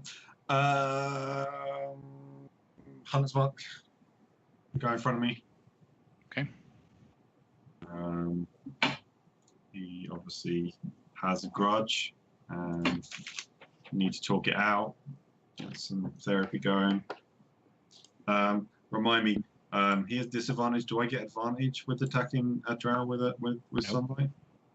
No, he just has disadvantage on his attacks. Okay, fine. So I'll go with a standard attack with the ecliptic. Okay. Does this guy does he look right in his armor? He seems. He seems. Is this a proper drow? Is this unusual? Is he? It's definitely a drow, and he seems very comfortable in his armor. You've never seen a drow combatant like this. Very weird. All right. Okay. So I don't get a sense of fiendy. No, anything like that. All right. Okay. Right. I'll attack a normal one. A 21 will hit. Okay. 15 points of radiant damage. I'll throw in Hunter's Mark.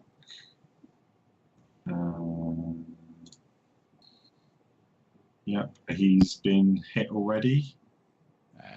Yes, he had been by Theon. Right, so Colossus Slayer, that wasn't a good one. Right, and I'll throw in a superiority dice as well, because he looks like I'm going to go quick. All right. Anything else from you, Aaron? Second attack. Okay, go ahead. 21 will also hit, so 12 radiant. And all the extra damage. Hunter's Mark. Another superiority dice.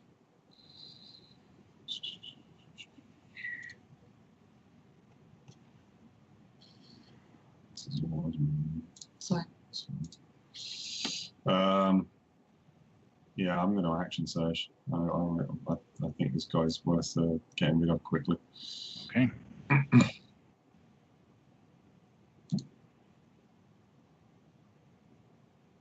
Another 21. That'll hit. 16 radiant damage.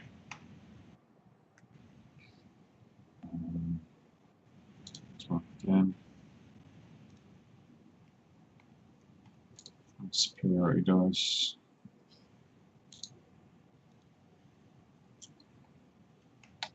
Okay. And last attack. Come on, give me 23. Still hit. 16 radiant damage. And everything else. 5 Hunter's Mark. How's he looking? Fine. That's worrying. Starting to sweat a little bit. Really? Oh. Yeah. All right. And I lost superiority dice and get out of the way, I suppose. Okay. In case anyone's keeping score, Aaron just dealt 90 points of damage in one turn. All right. Anything else from you, Aaron? R2. I'm gonna be hitting it, and then I'm gonna note that this normally kills people, and he doesn't even look like he's worried. That's disconcerting. And then Okay. Then on his turn, you hear him begin to giggle and laugh. I was told you backed quite a bunch. Let me show you how it's done. As he swings with his greatsword with a 24 to hit. all right. All right. You take 16 points of slashing damage. And And for his second attack, instead of hitting you, he will actually turn to hit Theon. With a 23 to hit Theon. These are all disadvantage. All at disadvantage. Yeah. Okay. So Theon takes 17 points of slashing damage. It's even more disconcerting. Okay. No. No, you've got a bear now. It's Gamel's turn. Is Gamel just going to still focus on Grump? Okay. I would think so. Then you don't hear anything for a second. You do actually hear a lot of swearing and shouting coming from the distance. That's what you definitely hear. The cloaked armored individual heads right towards Loic with a maul in hand. He will actually attack physically. He will swing with his maul. That's a 21 to hit. That hits. You take 13 points of bludgeoning damage. And then a nat 1 on the second attack. Right. Loic, what would you like to do? Okay, well, I gotta get out of here. So I'm going to Misty Step. Okay.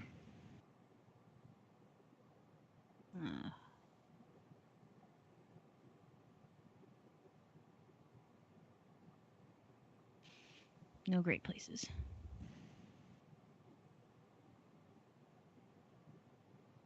All right. So we'll do that, and then I will shoot the guy that just moved with the cantrip. Firebolt. Okay.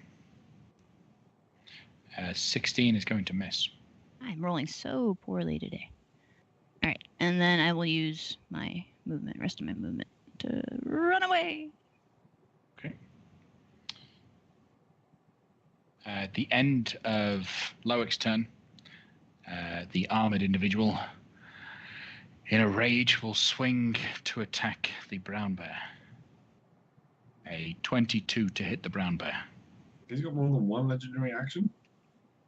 He's had his turn, so he gets to take 3. 3 actions? So it's refreshed at the beginning of his turn. So he will swing to attack. The bear takes 12 points of slashing damage. Okay. Okay. Is that all What's- one? There's one top, isn't it? No, he's talking about the art. He's talking about that guy. Okay. The one next to Erin. Yeah, okay.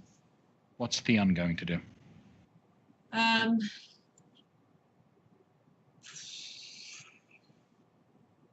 Theo wants to get out of there, really. No? What are you going to do? No. Theon does want to get out of there, but he won't. He will bite. He'll go at him again. Okay. Yeah.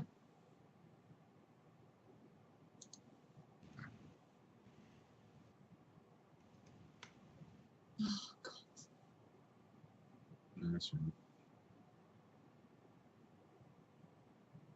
You can bite and then run away. A 12 is going to miss. Okay, he's going to run away. All right. He will provoke an attack of opportunity.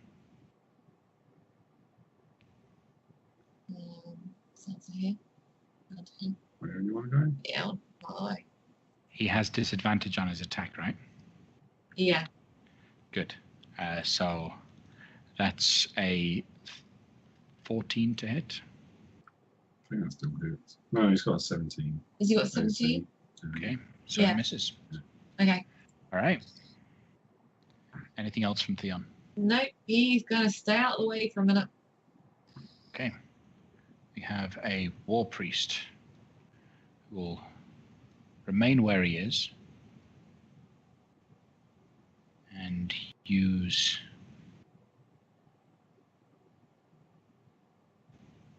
Healing word. Fuck.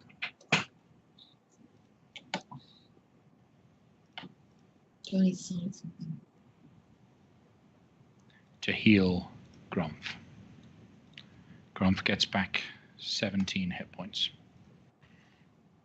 That's his bonus action to cast Healing Word. So as an action, he will attack Artir. Where is it? With a maul. It's not going to do much, but he'll give it a go. A 19 to hit Artir. Miss. And then a 24 to hit Artir. Hits. Oh, he deals 12 points of bludgeoning damage. And then that's it for him. Grumph, on his turn, will cast This is called Finger of Death. And you see his hand begin to glow a greenish hue as it is the hand itself that is casting Finger of Death on Artir. But I just noticed Artir is on the phone. So, All right, what time are you going to be there? Loic, are you able to get Artir to roll a Constitution saving throw? Yeah, I'm here. Yeah. 30 minutes. Okay, sounds good. Thanks. That do it? Yep, so he only takes half damage. He takes 26 points of necrotic damage.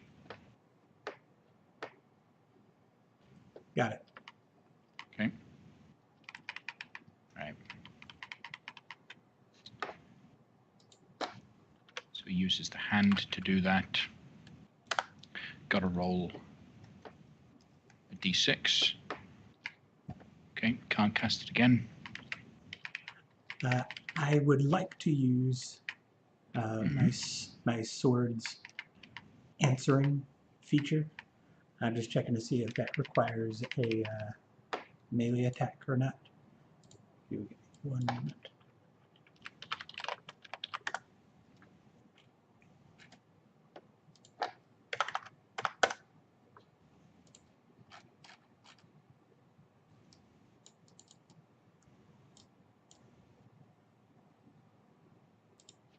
Okay.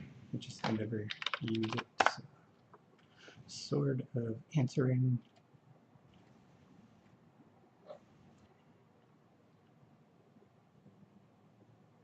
I can use it against any creature that does damage to me. I have advantage on the attack roll, and any damage dealt with the attack ignores damage resistance or immunity. So I will retaliate against the attack. Okay. He's very weak. This could kill him. That is the intention. A 23. Oh, you have advantage, so the 30 will hit. 19 points of slashing damage. And I'll throw another smite on it. What level? 2. 13. All right. Grumph looks shaky at best. All right. We have a champion that was over by Loic, is instead going to run straight forward to Erin. And will launch with 3 greatsword attacks against Erin. So that's a 22 to hit. It hits. Has disadvantage. Is he in drown? 18 disadvantage, sorry. Still So 18. 18 still hits? It was the first attack, so. Alright, so you take 20 points of slashing damage. Second attack, disadvantage is a 15. Third attack is a 13. Okay. Champion that's over by Artir, just north of Artir, will focus all of his attacks on Artir himself.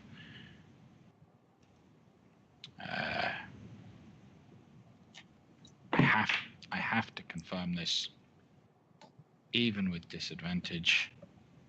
That is a double crit. Cut it out! It's not me. It's Roll20. It likes me. Not sponsored. All right.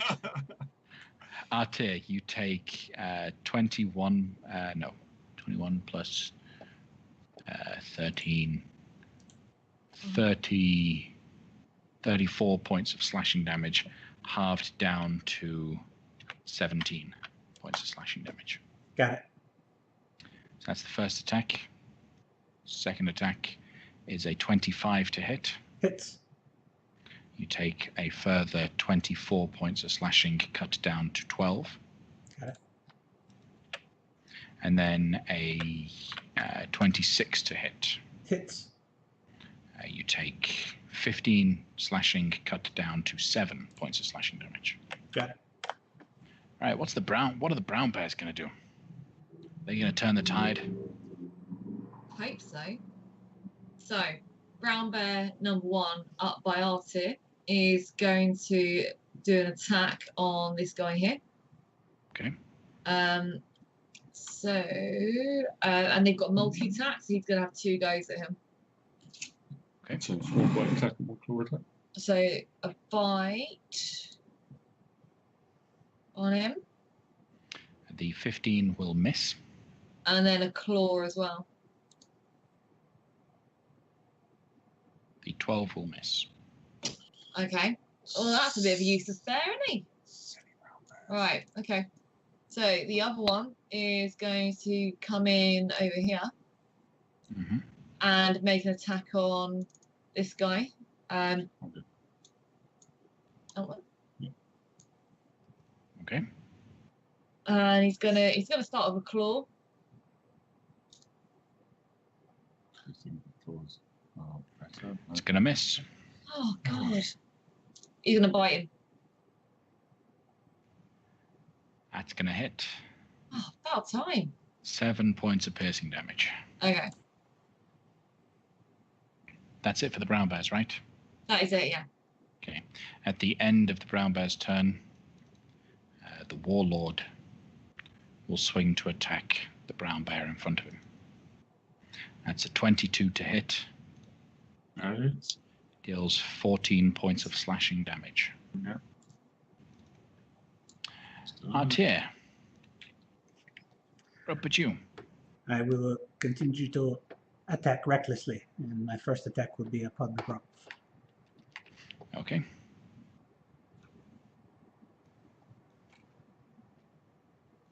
Great weapon master. Unless you can do anything to that 14, it's going to miss. Second strike. With advantage, 28 will hit. 27 points of slashing damage. Are you doing anything to it? I will smite. Let's see, I have one more. Let's see. I will level 2 it. Okay. Right. As the 18 points of radiant damage cascades on him, you see Grumph drop. He falls to the floor in the familial fashion that you would expect under the weight of Esset Talma. And then a flare of magic as a ward breaks. He goes back to 1 hit point. So, as a great weapon master, I get a bonus attack when I kill someone. So, do I get that? No. Because the wording on the spell is instead of going to 0, you go to 1. Super duper. Anything else from you, Artir? That'll be it. Okay. Danric? Danric will heal it, or will aura of vitality Aaron.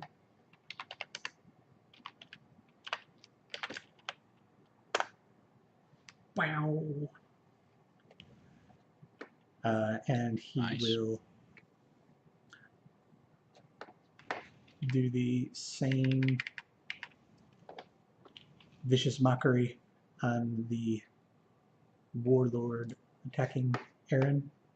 Say, Warlord, your attacks are so boring, they're more like a snore lord.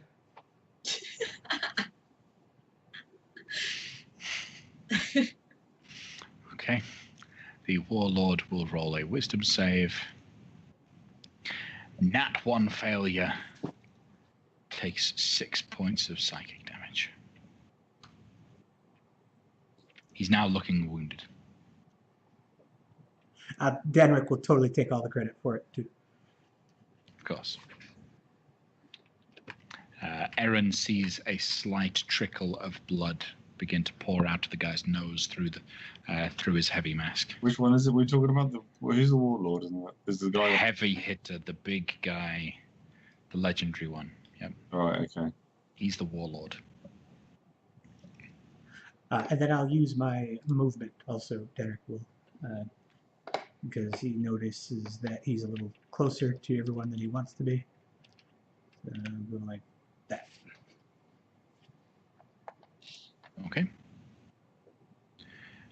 Then at the end of Danrick's turn, the Warlord will attack the bear with a 21 to hit the bear. Yeah. Yeah. 12, Might, yeah. 12 slashing. Might be the end of the bear. Okay. Have a look.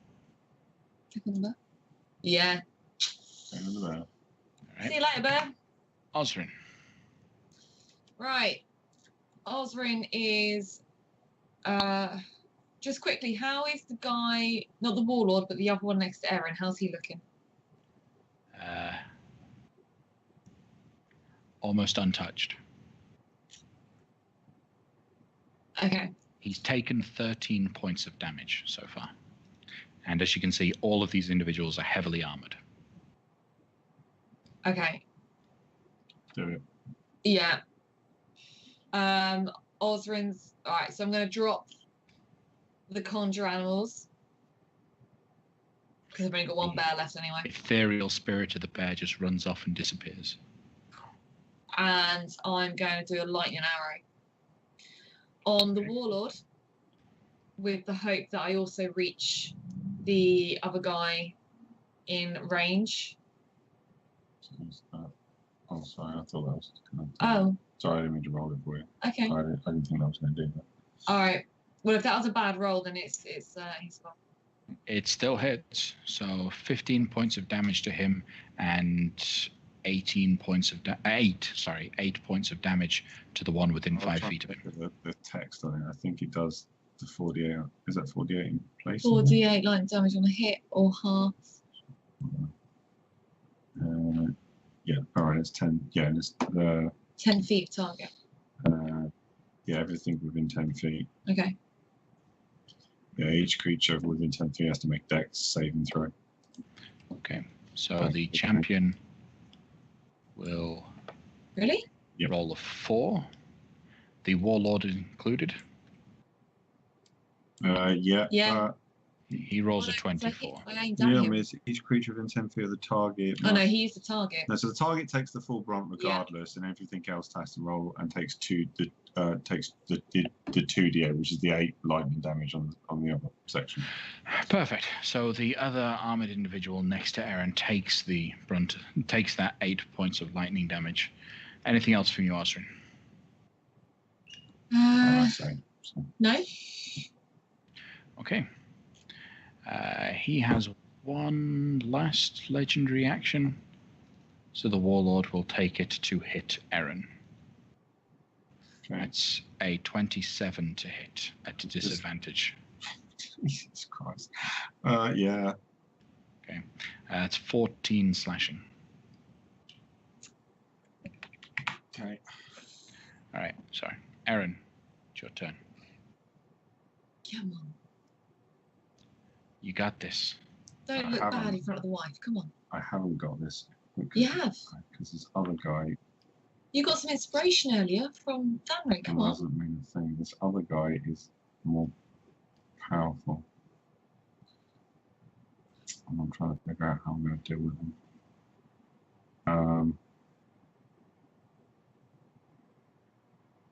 Do you need some backup?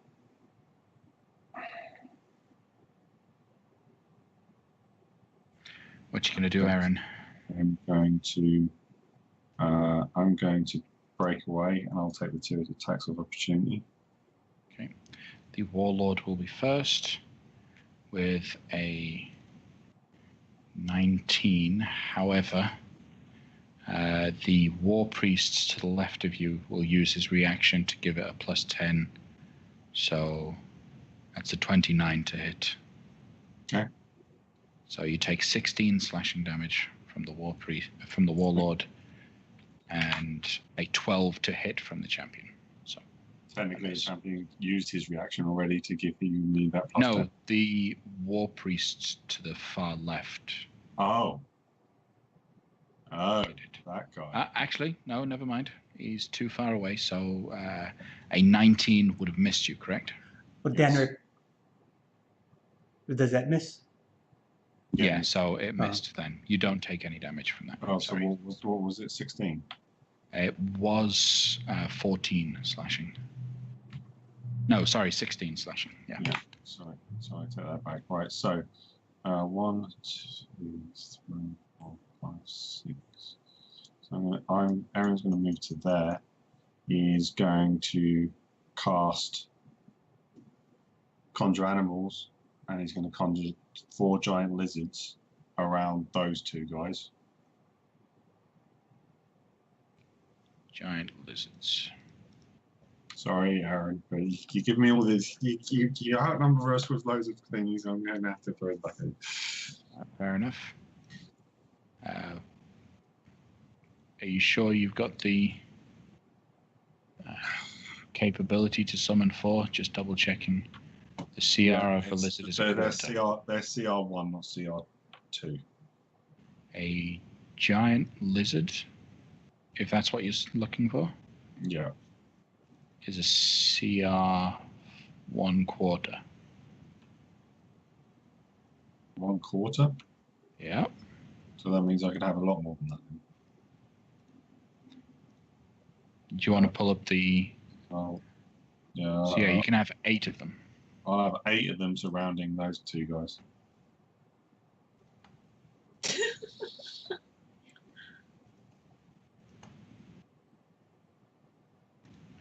There you go. A wall of lizards just begin to climb from underneath the ground, surround them in an armored stance, protecting you. Okay, and then I'll use my bonus action to dash and get in the face of this guy. Okay. But not to attack him, right? I haven't got any attack. I use my action to cast the spell. Okay. Then the Warlord will use his action. So can we roll for these guys? Oh yeah, roll initiative for him. Do Do you have No, access to their sheet? Give me a sheet for Yep. that. Hold on, sorry.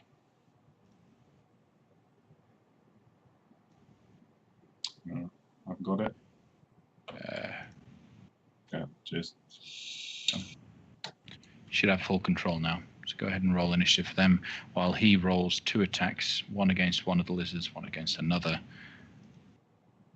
Cool. Both hitting, dealing 13 and 14 slashing damage, respectively, to the one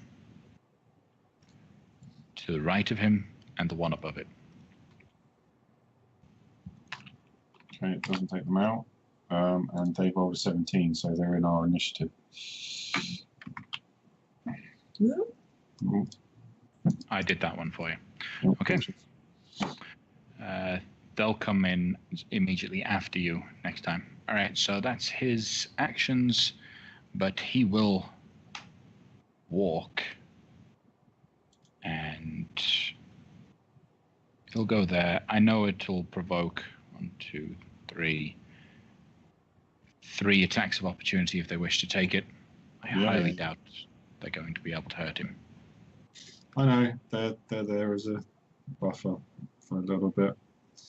But let's take some attacks in.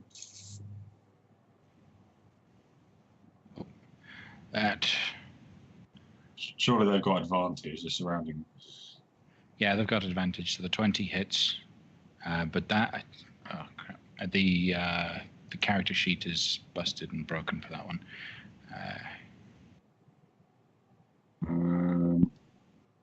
Give Give me I one. think I've got a gas days thing. That's why. Yep. That's why. I'm actually going to close the character sheet. Yeah. Okay. It's being deleted. I will pull in an actual giant lizard character sheet. Complete with a bite attack.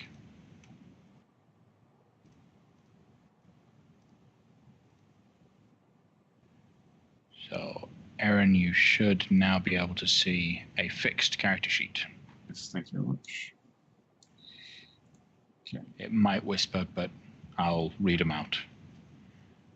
In the meantime, Gamel will be thinking about what he's doing. So, With advantage, that's a crit, so that's going to hit, dealing 9 points of damage against him. Two more. That's a miss.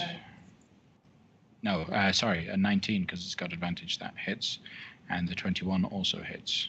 doubted.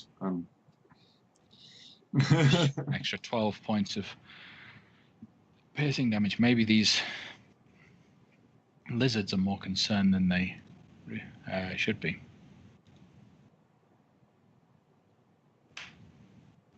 Maybe a case of the character sheet I gave you before wasn't accurate. Yeah, no, it's fine. All right, cool.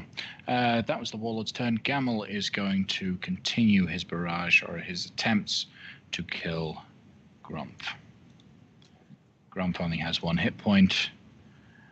That will hit. The bullet connects with the side of Grumpf's head and just explodes out the other side. Grumpf drops to the ground. Right.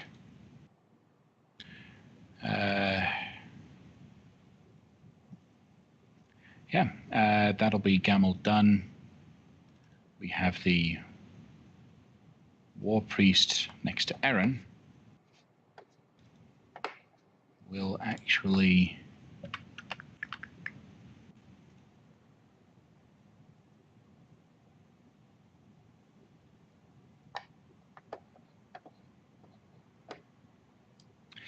he's going to risk it, but he's going to cast Flame Strike.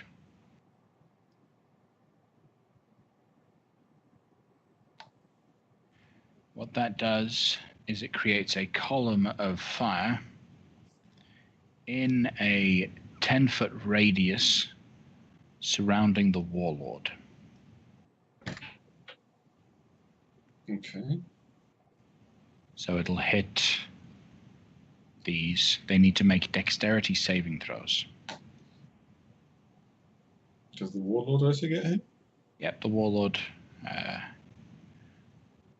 will have to make the same saves. Which he succeeds.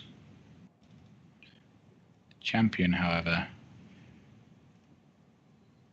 also succeeds. No, they're not in 10 feet. Okay. So how many of those are below 15? All but 1. Okay. So those that are below 15... Sorry, how many were in?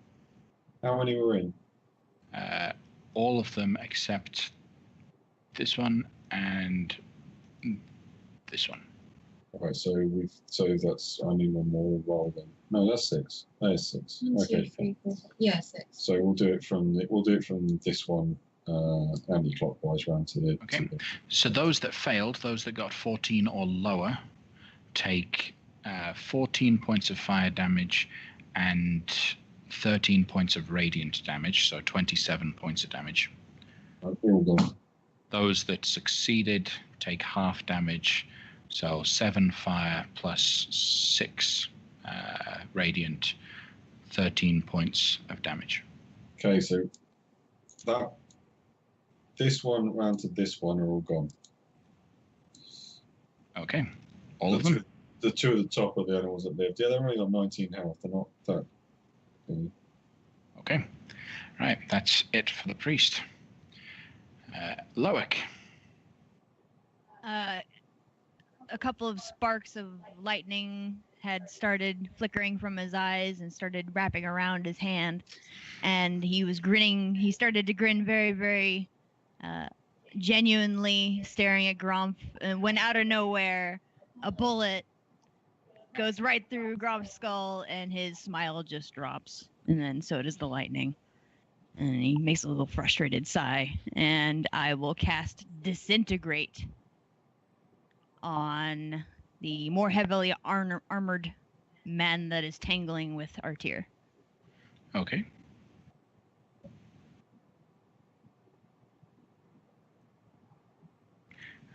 Disintegrate. He's got to roll a dex save. So many character sheets. Right. So dex save. He gets a 15, so he fails. Takes 45 points of force damage. It's a powerful hit against him. Anything else from you? Back up a little bit. Okay. Well, Theon. What's Theon gonna do? Theon is gonna. He's licked his wounds for a bit, feeling a bit left out now. He's been hiding for a while, so he's gonna run in and try and help Aaron again. So he's gonna run over.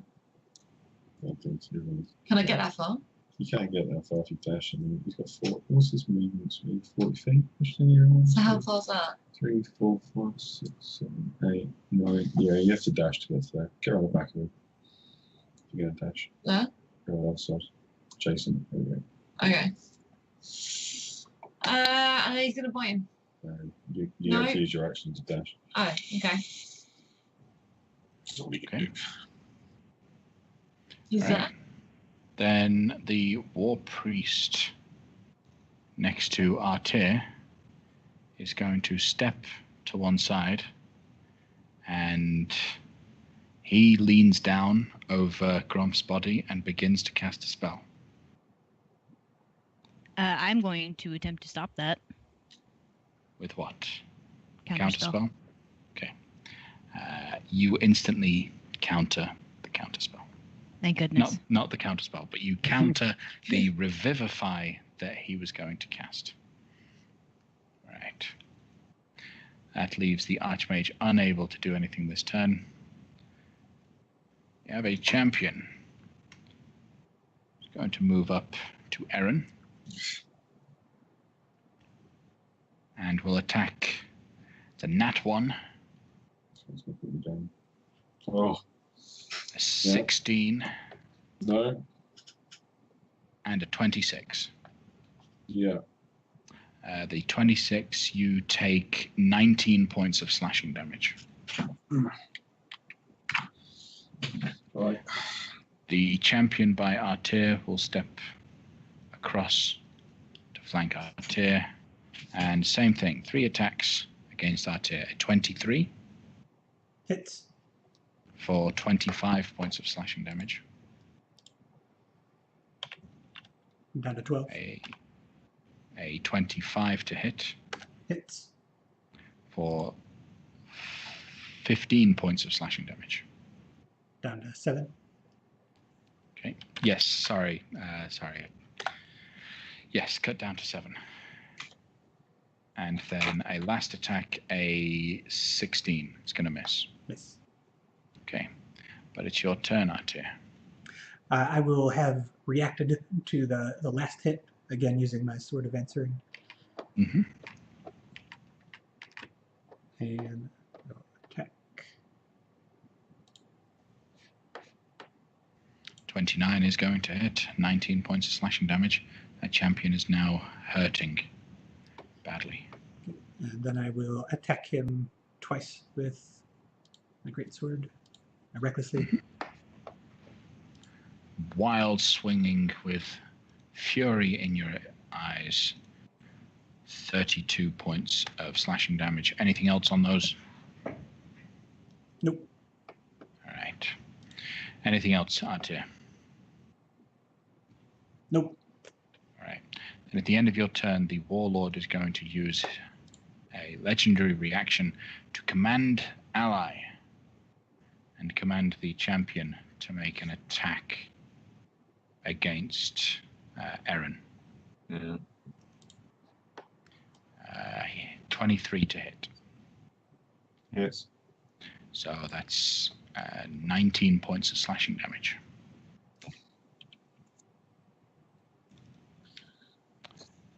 Danrik. Danrik will move into range of Aaron and give him a bump from Aura of Vitality.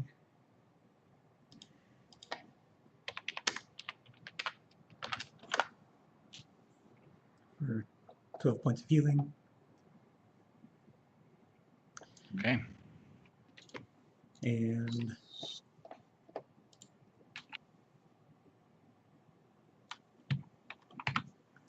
he will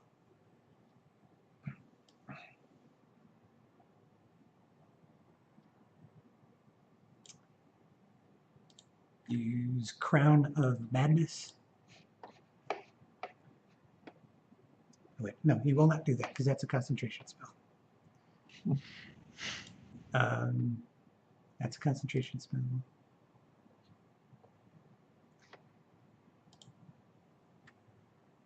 That's a concentration spell. Okay, he will just do another vicious mockery against The Warlord. the Warlord. Oh, yeah.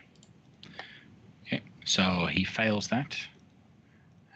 The Warlord is starting to get a serious headache now.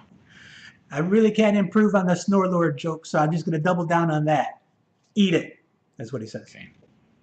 Then, at the end of Danrik's turn, the Warlord will expend 2 legendary actions in one to frighten foe.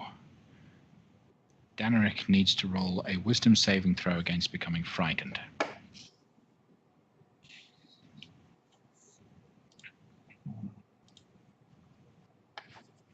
He succeeds. All right. Osrin. You can't scare me, you big meaty. Okay. Osrin's going to do. No, I know. I was going to do Hunter's Mark, I think. Yeah. Yeah. On who? Who's the On Hunter's Mark going on? this guy. Okay. And you're definitely within 90 feet of him, right? Yeah. Right, you can't measure it. Yes. Yeah. Just about. Just. All right. So he is marked. And Now what? take a shot. Mm-hmm. Yeah. So I'm then going to do I'm going to have a go at him. And where is it? I'm going to sharpshoot. There we go. There. Do you want to give it an advantage on this one? I do want to have an advantage on this one. Yeah, go on. So double that. down. Yeah. Yeah. Okay. Oh, I'm really The rolled. arrow flies towards the mark. It hits the mark perfectly and then just shatters against the armor as it just didn't have enough power behind it. Anything else from you, Osrin? You can Theon can do a reactionary attack. Yeah, Theon's going to do a reaction on this guy. Yep. On the other side of Aaron. Okay.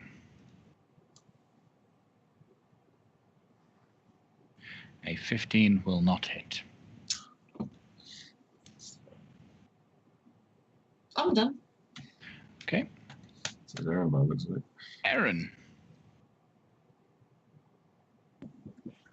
What you gonna do?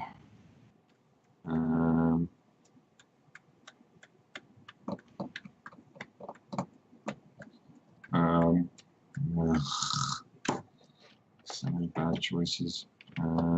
I am going to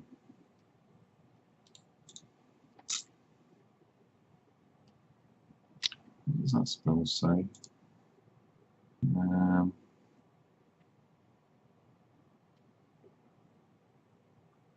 Range. This range transparent. Space. That's the first time. Or tunnel starts its turn then because it's.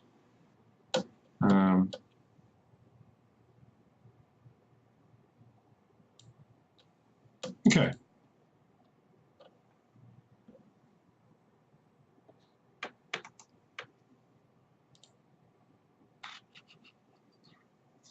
I am. That is a. Yeah. Right. I'm going to attack this guy. Okay. Twice.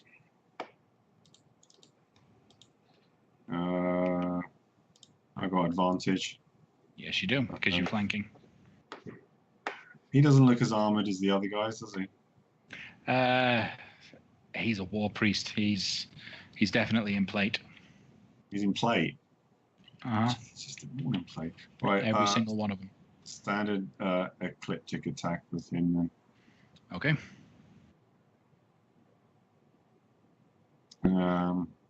19 will hit. Cool. He's already taken some damage, hasn't he? He has, so he takes 14 points of radiant.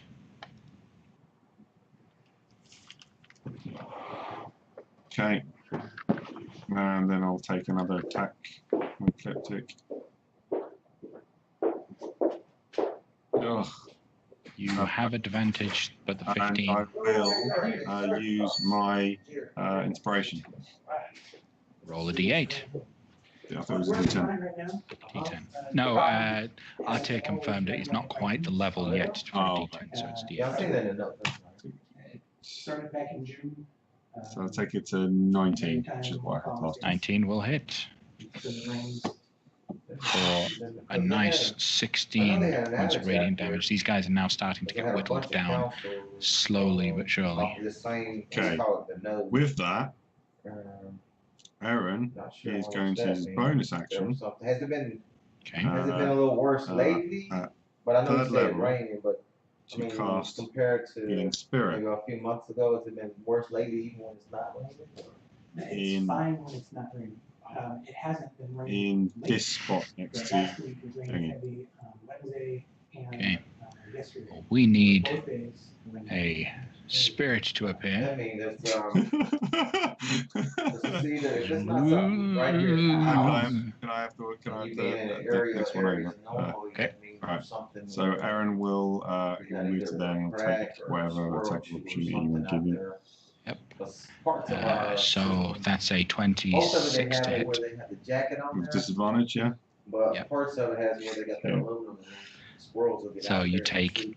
23 points of slashing damage. Check it outside, Yeah, make sure okay. there's no more to get in there.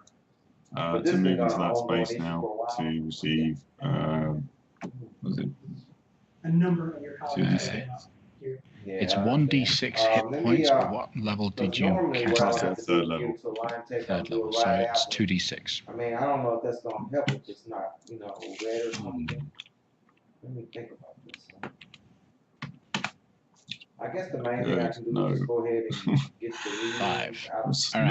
not Let me make worth sure nothing it. is out here. But you've now got the giant Because if it's lizard. doing it when it's raining, it's gotta be something Ah, outside. now It's not gonna be lost the anything giant inside. lizard. It's definitely doing it right there. And I did a lot of So I'll line exchange work. one What I'll do, I'll concentration probably spell shoot for Ryder, see another. what he says. Fair enough. Because I was a line tech for. Then it is the doing warlord's this, turn. I was a line tech supervisor, so I'll call and see what they Who say. slowly as far as the best saunters to his handle way this straight one. forward. We do That's have. dynamic.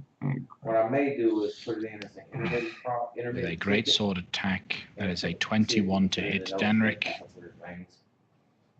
Danrik would cutting words that. If I get the information, hold the job number, delay the ticket. Making the attack a 19, which still hits. Let me think about that.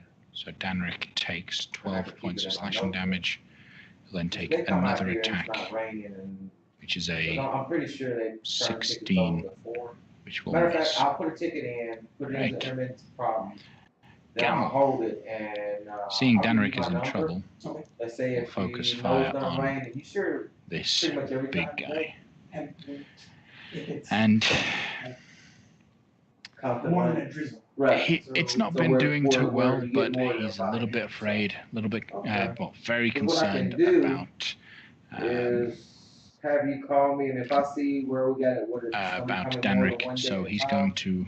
as long as I got He that already job number, I can has still put that advantage ticket in, because you he's know what I'm saying? Or put it back. off in the distance and invisible. No one can So see what where I'll the attack's do, coming from. I'll just check it where it comes up to the side of the house, However, make sure everything's good there. Then I'll go get all the levels up there, then I'll put it in my notepad. And we'll put a ticket in now, and then I'll leave you my number. Was that a I cell don't see phone what for you? violent shot actually does. So what you can do, go ahead and save it as Jerry. I know it does something. Or if you want to put intermittent problem or whatever you want to do.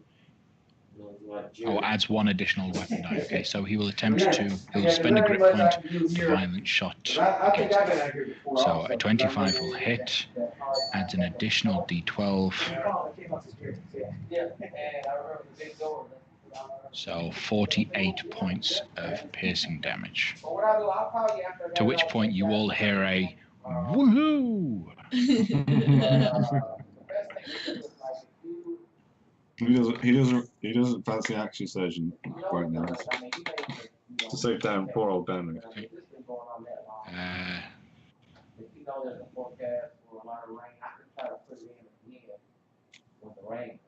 I think the people can hear. Yeah, we can't Yeah, hear. it anything seems that's like- going on. He forgot to mute XSplit. Fair enough. Then we have the War Priest.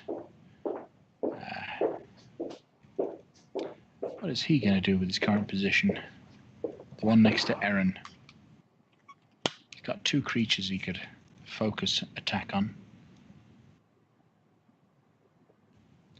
So what he'll actually do is step back, which will provoke an attack of opportunity. Actually, no, he will still have disadvantage on the attack anyway because he's in sunlight. So instead, he's just going to stay where he is and guiding bolt Aaron. Okay. Just at first level. That's a 16 to hit, so that's going to fail. Yeah. Okay. Loic. All right. Remembering that our tier didn't take any damage yesterday when I hit a bunch of drow with Cone of Cold, I'm going to Cone of Cold his whole group there. Okay. They've got to make dex saves, I believe.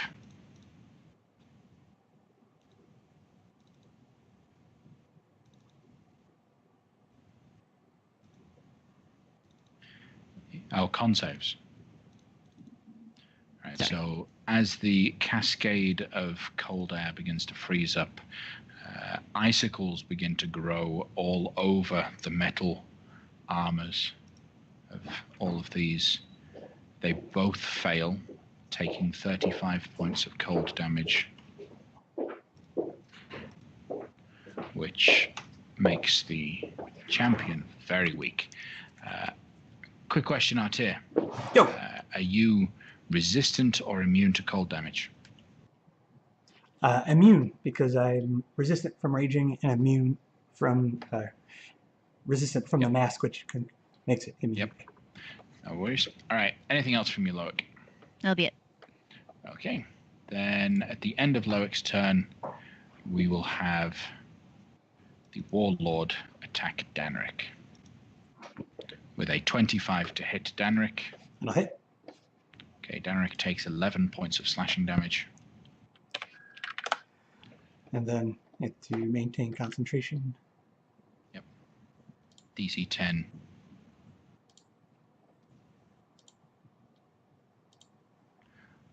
Yep, that's him. All right. So he succeeds. Theon. What's Theon doing?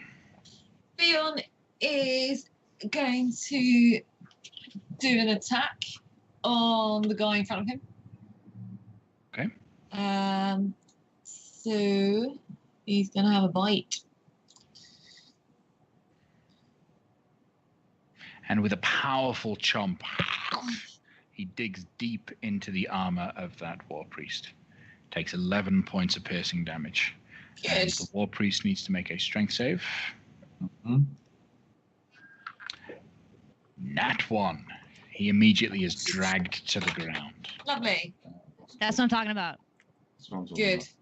Can he have an extra go because he's on the ground? No. No. No. All three, he's prone, so he gets some advantage next time. Then. Good. Cool. Anything else from Theon?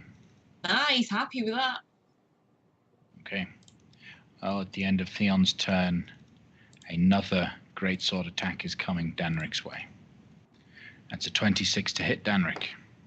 And it's Danric takes another 9 points of slashing damage.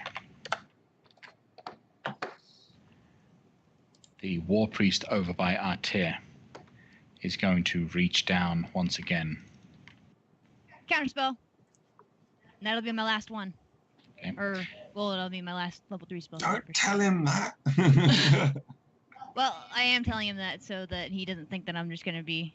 Well, I will try to attempt that every single time if I can.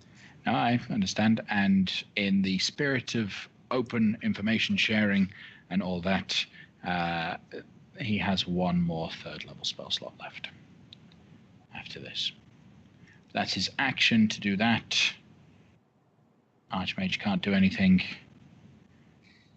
We have the champion that is Hunter's marked over by Aaron. He will find his footing on the other side of Aaron. Reel up the great sword for What? How's he getting there? Can he actually work his way around? Oh no, he can. Sorry, don't ignore me. He was there, so he moves 20 foot. Yeah, sorry, don't. Just stop. Yeah. Yeah, I'm just. It's all right. It's late. Sorry. So he swings the great sword. I'm thinking of Blood Bowl. Fair enough. 15 to hit is going to fail. Nat 1. No, actually, yeah. So the Nat 1, and then the last third attack. Come on, that's a 21 to hit. Did he hit me with? When I moved away from him, did he hit me? No. Yes, he did. Yes, he did. So no, you missed. Okay, right. Then we have. Fair enough. Yeah. Then the champion next to Artir will focus his attention on Artir with a 22 to hit. it'll hit. Artir takes only 14 slashing damage. Down to You 7. can down to 7. You can even feel and sense from the way that he's swinging, his injuries have caused him to deal less damage in this situation. So then he will swing a second time. That's a 20 to hit. Before you say whether or not it hits, the war priest on the other side will use his reaction.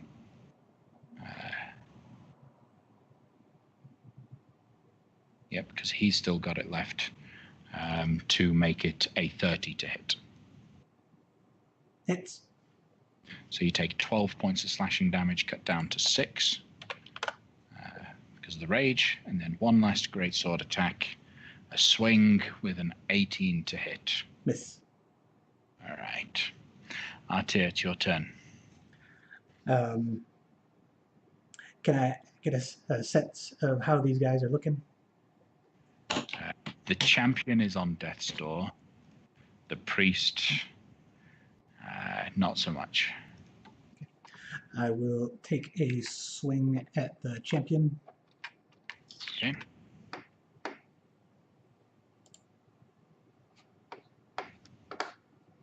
With a solid swipe with Esitelma, you cleave through the breastplate of his armor, and the drow soldier hits the floor. Okay, and then I will take a swing and a bonus action swing at the other guy.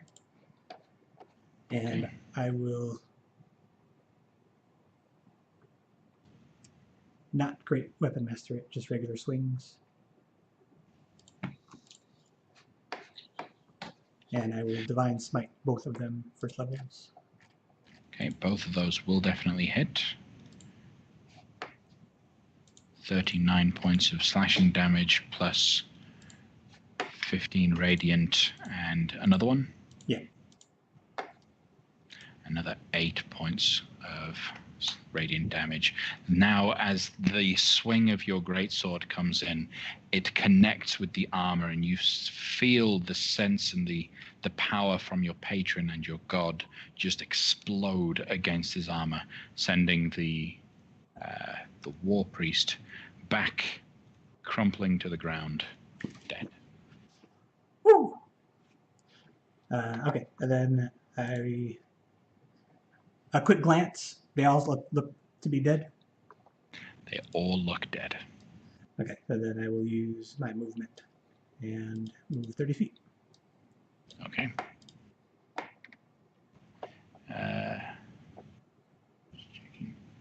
Yep. Then Danrik. What's Danrik going to do in this tricky situation? He is going to use his action to disengage and move towards our tier. Okay. 1, 2, 3, 4, 5. He will use. Can I get a sense of how well Aaron is doing? Because I can't see his health bar. Aaron's looking pretty bad, but you know that he is also stood inside something that will keep healing him for a time. Oh, right. Okay, and then in that case, Danrik will use his Aura of Vitality on himself. Okay. Osrin. So, Osrin is going to take a shot at the guy with the shot, down here, the hunter's mark on him. Okay. So that one. Do you want to take a normal shot rather than sharpshooter? Yeah, I'll do a normal shot. Hang on, let me just change this over. Might give me better luck because I've not been rolling well. It did. Okay. There we go. 28 will hit. 13 points of piercing damage as the arrow just misses his armor and connects with his neck. Plus your Thunder's mark. Can't forget your Hunter's mark. Solid extra 2. Anything else from you, Osrin? Not from Osrin, but Theon's going to have a reaction. Okay. And You the can guy's attack got- with advantage. Yeah, so the guy he's got on the floor, he's going to go at him again. Okay. Oh. Unfortunately, the 13 is going to miss. Okay. As he bites, the guy just shifts out of the way. Okay. Anything else? No. Aaron. Okay, as he shifts, Aaron's going to thrust his sword into his neck. Okay. Go ahead and swing with advantage. I am going to use Great Weapon Master on this one. I'll do it. 25 will hit. 26 points of radiant damage. Plus the slap. Sorry, one. 4. Yeah. Anything else? How's he looking? He's looking bad, but still alive. Another Great Weapon Master on that guy. Okay. 21 will hit. 24 will kill. You dig the weapon deep down into his neck. Every attack you've taken, every swipe of all of these relentless, powerful attacks just start cascading into you, and you force that weapon deep through him and into the ground. Okay. Aaron will then rotate round onto the back of that guy. Sorry, he started his turn inside of his aura. 2d6. Yeah, sorry. So, 2d6. 11.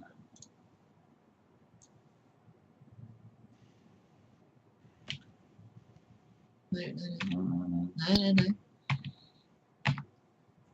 So, yeah, I'm going to go there, I think. And then I will, I get a bonus action because I killed someone to attack again. So I'll attack this guy here. All right. I'll do it with a standard attack this time. 27's definitely going to hit. So 15 points of radiant damage against him. He's not taken many hits thus far, so he looks fine. Yeah, okay. No.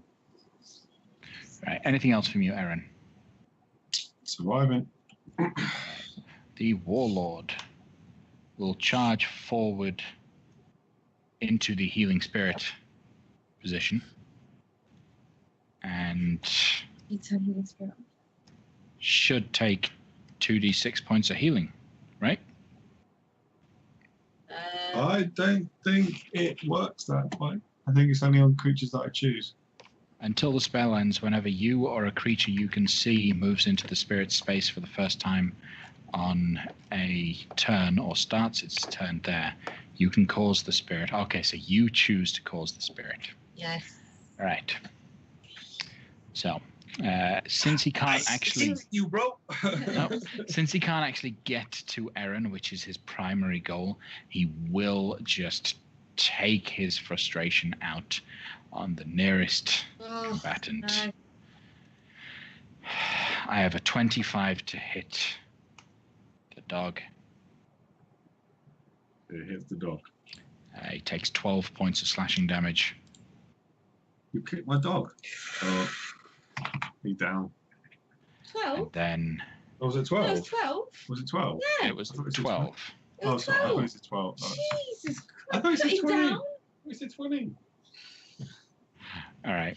And then a second attack will be You kicked a my dog. 26 to hit. Yes.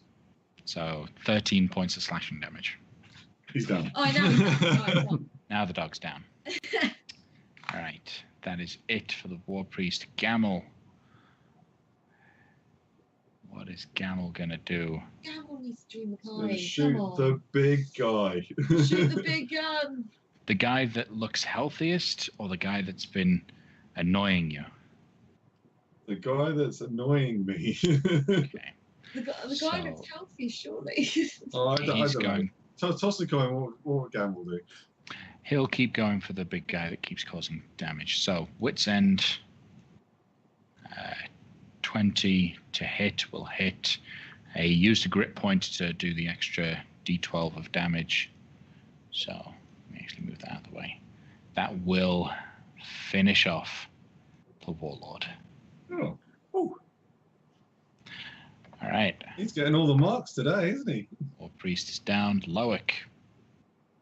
Gamble just keeps putting things down before I unleash my awesome round creation. Dang it, Gamble. That's what Always. snipers are for. Kill steals all the I'm time. also a sniper. Okay. I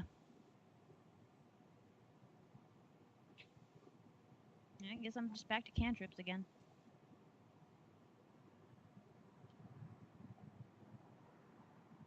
So here and see within 60 feet. Yes. Cool. I'll just instead of just doing the cantrip because I want to have a little bit of fun, I'm gonna attempt to scare the pants off of him by using psychic disruption, and I'm gonna try to Okay. blind him. What's he got to do to resist it? This is, and I'm sure it is, an intelligence saving throw. There it is.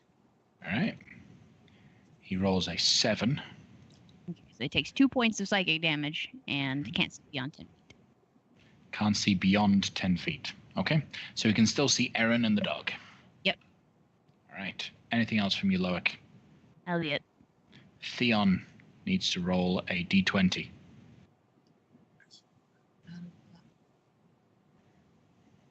Can I change that to Osrin, please? Because I'll have better luck. If it's under your name, you'll have better luck. Yeah, I believe that. Yeah. Okay. I believe that as well. Bloody roll 20. Let's see if this dog can stay alive. No. It like went to the tube and it. That's one success. All right. Again, war priests are all beaten.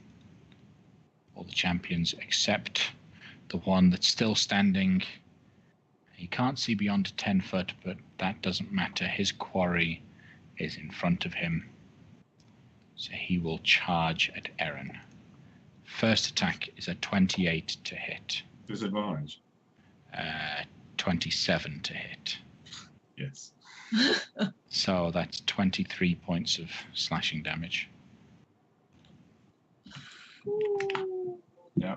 Second attack, disadvantage is a 23 to hit. That hits. Denrick will cutting words that one to make it minus 1d8. That's enough. Should be. Anything over a 1 should be enough. Yeah, there we go. 2. Okay. And then he will attempt a last third attack. That's a 24 to hit. That hits. Okay. So you take 18 points of slashing damage. Goes down. Right. Artir. What you gonna do? The guy is too far away from me. This is upsetting.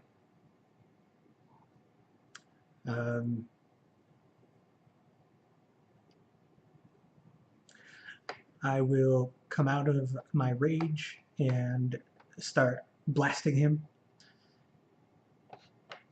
with my Eldritch Blast. Since he can't see beyond 10 feet, does that mean You have advantage on the attack. Yep.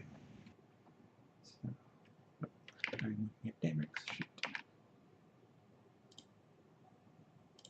24. In fact, all three of those will hit. 8 points of force damage, 10 points of force, and then another 14. So that's 32 points of force damage. All right.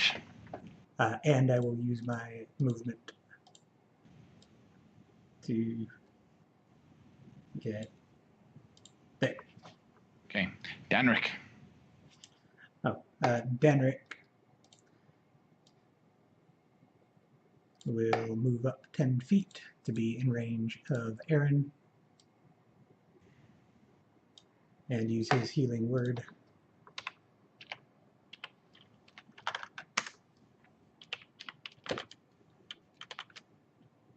Oh, what did I just do? I'm not sure. Oh my goodness. But Aaron gets back 5.3 recurring hit points. And I just messed up my screen. Something fierce. So Aaron actually gets 8 hit points of healing. Do you need a moment, Carl? Yes. I struck some sort of key combination that zoomed all of my screens in by 200% somehow. Okay. Do you, like, on your computer? Yes. Oh, I can't help you with that. If it's not a problem with Roll20, I don't know. I just Control and minus on your keyboard. I fixed it. Okay, cool. All right. Anything else from Danrick? As his bonus, he will use Vicious Mockery on the guy. Vicious Mockery. Okay. Say, follow my voice, you blind doofus. He takes 7 points of psychic damage as he starts searching for this voice. All right. Anything else from Danrick? That's it. All right. Osrin, Shoot. your man is on the floor. What you gonna do? Osrin's not. Osrin's a bit upset at the moment. Dog's down. Husband's down, not well. I won't be able to get to him. I'd want to get to him to try and be on hand to cure him, but I'm way too far away. So I'm just going to have to shoot. You can fly out on the moon and shoot. I could fly, couldn't I? How far can I fly? 40. So, How do I so work out how far that is? It's 5 feet per thing. It's 1, 2, 3, 4, 5, 6, 7, 8. It's 40. So I get up to here? Yeah. Okay. And then take a shot then. Okay. Go ahead and fire. Yeah, I am, mate. It's fine. There we go. 28 will hit. 10 points of piercing damage plus your hunter's mark. And then, Aaron, what are you going to be doing straight afterwards? Aaron is going. He's obviously taken a hit, gone down, and then felt some healing warmth in his side. He's going to roll over and get up and move to there to get some more healing. No, you gone. Went unconscious, so I it's went gone. Unconscious, so that is gone. Yeah, no, you're right. Can you move anyway, just to get a bit closer to us, lot?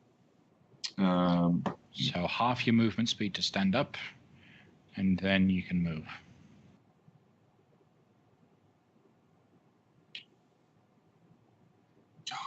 I'm going to disengage. 1, okay. 2, 3, 4, 5, 6. And then I'm going to bonus action over to there. Okay. Gamel will use his last grit point. Oh, this will be his third, so he's still got one more after this. Same thing again, but he will, in fact, this time use Sharpshooter just to see if it'll work. That's a miss. You should have advantage. Yes, actually, that's true. So he has advantage, 25. That will hit, plus an additional 11 points from the violent shot. And that, as kill steals happen, will be the last. The creature, blinded from everything around him, is knocked back. The last of the Drow warriors falling. And before the looting of the bodies happens, we're going to take a 15-minute break. Be back in 15 minutes, folks, to see the resolution of all of this. All right? Bye.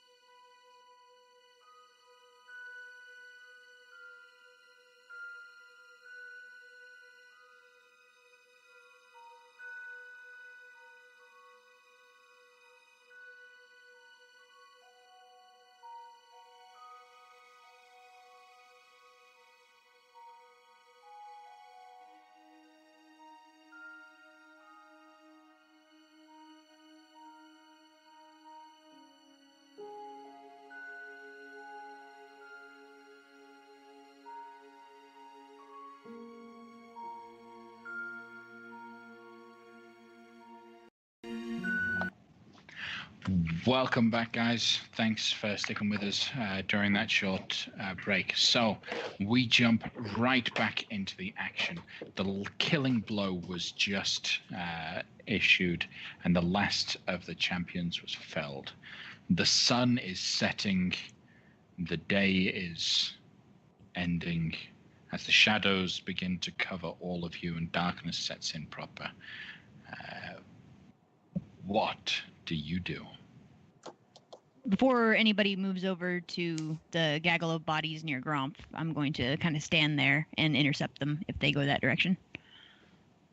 Aaron's collapsed into the floor with a great gouge on his side, and he's going to cast that healing spirit at second level back on himself. Danric has 5 rounds of his aura left. I've got healing touch as well, so I'm going to rush over to you. Sorry, that should be enough. So all the heals. So I'll cast it on the thingy, so I get. I think that's lasts for a minute as well. Yep. So you get 10 uses out of it. 15. Right. So, because someone actually could one of those be on Theon because he's still sitting there dying. Yeah. Was the first one? Is Danric would totally be all over the dead Theon. He's like, no, not the donkey. So Theon's back up onto 15. Oh. Right, and then, well, in fact, let's give him 2. Give him 2. take him. Sure.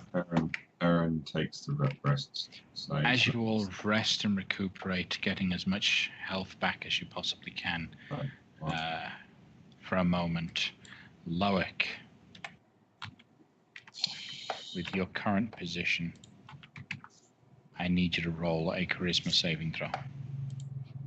Stood too close.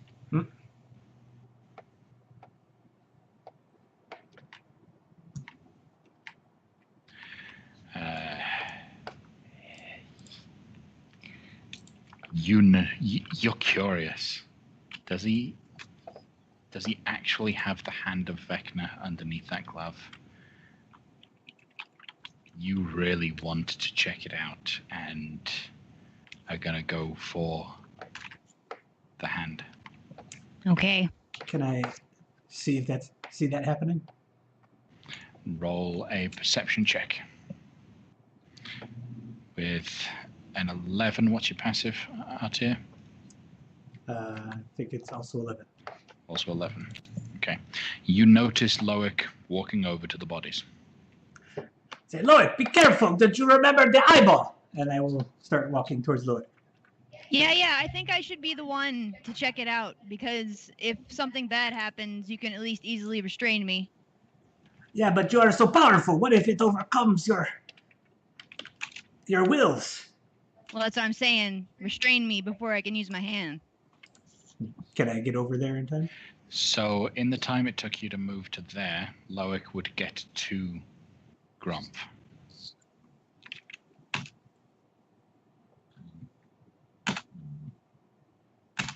Okay. So, when Loic gets to Gromp, off goes Gromp's hand. Slices down clean through it with, because you've got a dagger, don't you? I do. Yeah. So you cut through it, and it's almost as if the hand wants you to take it off. It almost just falls away by itself. You see, Artir, that Loic has reached down to cut off has removed the hand from Grump. It will be another action for Loic to be able to actually remove his own hand and begin grafting the hand of Vecna onto himself. So, what do you do, Artir? So, do I get roll an insight check, and I need Loic to roll a deception check.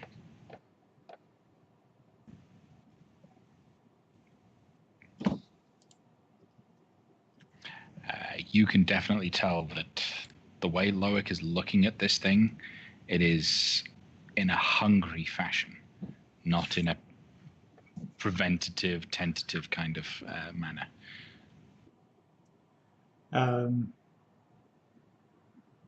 Well, I will try to close the distance and do whatever I can to...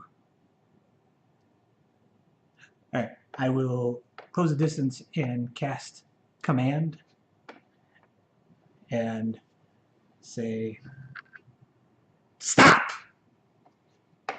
So, a wisdom saving throw from Loic as Artir commands you to stop. I get an advantage with that because I'm wearing the mantle of spell resistance. Yep. So, an 18 still fails, correct? Yep. Good.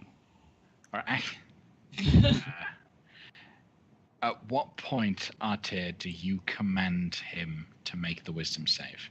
Within your aura or outside your aura? So I am yelling stop by the time, while I'm running towards him, I yell stop. So before I get to my final destination. Okay, all right. So you commanded him before he entered into your aura. So he fails and doesn't move and takes no actions for another turn.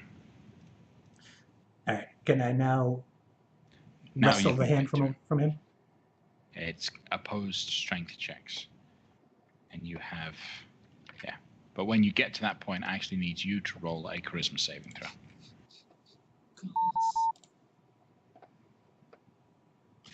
While this is happening, Aaron's just sitting there, bathing in a lovely bear-like form spirit that's just massaging my back. All right. So opposed athletics checks, please, from Loic and Artir. We do. You know what's going on? So we're doing opposed athletics. Yes. Can you beat a 7? Okay. So 22. You reach down and you grab that. Let go, Loic! That hand. Go! Give it! Loic, you need that hand, and he's just taking it off of you. What do you do? Is the Ring of Mind Shielding worth anything for this? Is Tolar fighting stuff on my behalf? Anything? The Ring of Mind Shielding just blocks you from being able to read your mind. This is effectively a charm effect. And I have no idea that I'm charmed, or am I smart enough to know that even though I have these impulses, I want to do it. I know that it's the hand, but I still want to do it. It's... Is it like that? Because So if I know it is the it's- hand, but I still want to do it, I would attempt to cast a spell. In your mind, what you sense is you are 100% convinced that that everything that everyone has been saying previously is wrong, and you are more than powerful enough to be able to control this hand for good. All right, well, then if it's possible before he successfully takes it out of my hand, I will Dimension Door away. Okay. That's what he'd do. No, you don't get a chance to do that before Artir takes it. So Artir has taken the hand from you. Oh, okay. So he's holding it now. Yep. All right. Then I will hold the base of the hand, like where the little bone's sticking out, and then I'll Dimension Door. Can I conceal it? Yeah. So I'm gonna need a Just dexterity. hold it up over your head, man. Yeah. That's totally what I'm doing, but I Pretty need to tall. know, can I put it in like a wrapping paper or something? Should I fly Yeah. over and grab it? Because this is just getting out of hand. So I'm going, hang on a Start climbing minute. all over. My Guys, tentacle is like on just his stop rope. for a minute. Artir's more than strong enough to be able to keep it out of Loic's hands, and Loic can't dimension door with it I'm gonna fire. without taking Artir. So as these two are climbing over one another, Osrin, I need you to roll a charisma saving throw.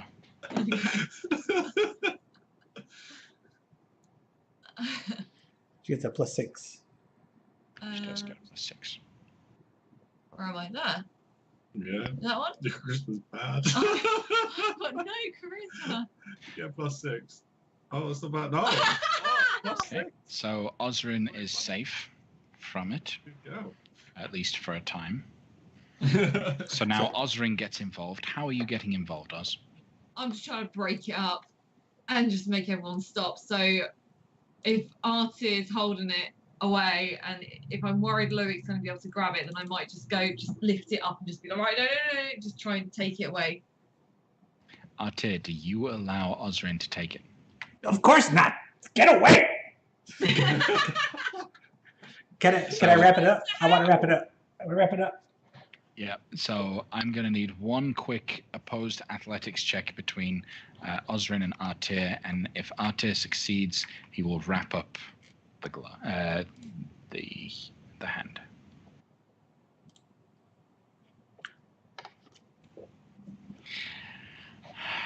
I believe we all know that means Osrin grabs it, and with a twist and a spin, she kicks up into the air and now has the hand high above everyone else. I will cast Fly and pursue. Okay. What's your fly speed, Loic? 60 feet per... Oh, wait, hang on. What's my flight speed? I think it's 40 boots. Where do I check? Where's my... I don't know where the boots are. Target gains flying speed 60 feet. I'll just search for it. Flying Wing- boots. Oh, we don't have it. We don't have Winged flying boots.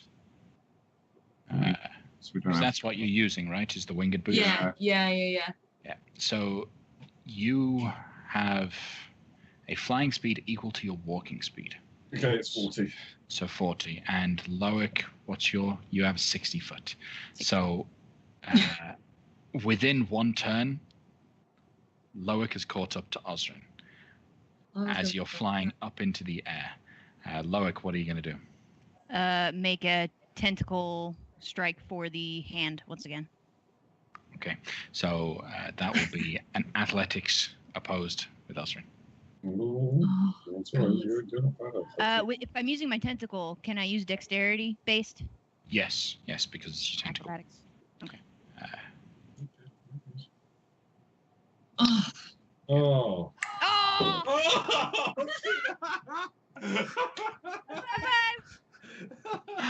Oh!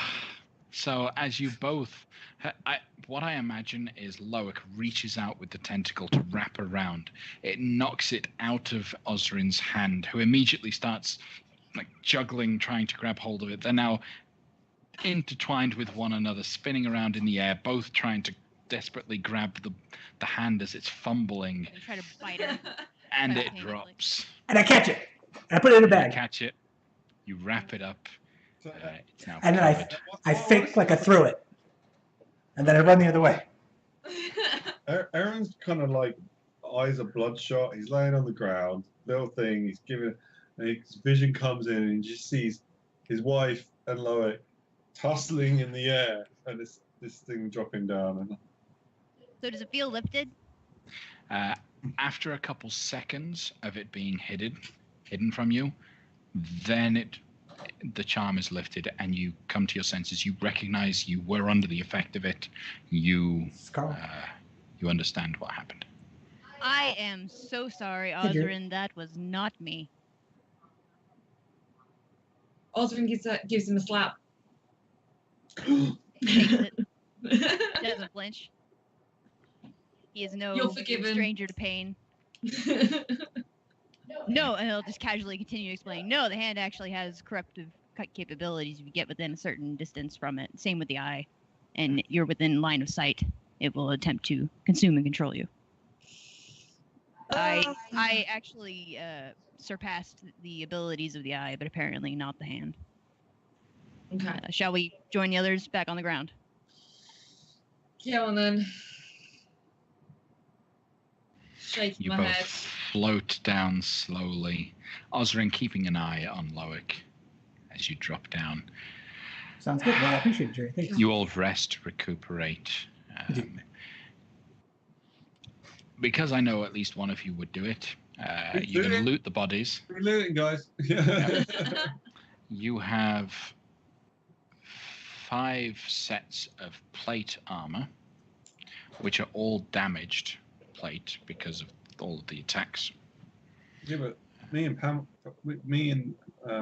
Gamal can fix those. Yep, you can fix those over time. I can imagine Gamal flipping the bodies while this is all going on. Yeah, I can imagine that. You will also find 3 great swords, 2 mauls, and nothing else on them. They came out for combat. They did not come out with any gold or items or anything special in that regard. All right, Gronk's grimoire, I'm sure. Yeah. Greg wants that. Yes. If he brought it. He will have his grimoire on him, or at least his new grimoire, which is his spell book. This spell book looks very much different from the grimoire that you had previously experienced. It looks almost like the cover is made out of flexible bone. Like some of the more flexible bones that you can find in smaller creatures, those kind of pieces have all been stitched together to make this binder that does feel magical to the touch. This is a familiar kind of magical imbuement. You know that a wizard like this would have protected his book against damage, magic, but there's also a chance that it was that it's protected against intruders as well. So you get a warning sense of sorts. If I understand it correctly, Loic currently has the eye and Artir currently has the hand. All right. And I'm going to suggest, Artir, if you don't mind, perhaps you should keep the hand so that we can keep them separate as much as we can. Is that agreeable? Jace. That's good.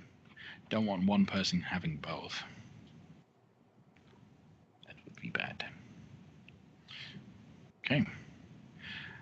So what do you guys want to do? I mean, the day is yours. You've defeated Gromf Baenri. Well, I think it's a truth universally acknowledged that a host tower without an archmage is in want of a Loic. I don't know if Loic needs to head back and just, decide he's in charge of Luskan now. Because they don't have a Jarlaxle, and they don't have an archmage in charge of the tower. Yeah, I'd like to return there to at least let Easers know who is the person that would get my vote for being in charge. She's better than I am presently. But you are so modest, Loic.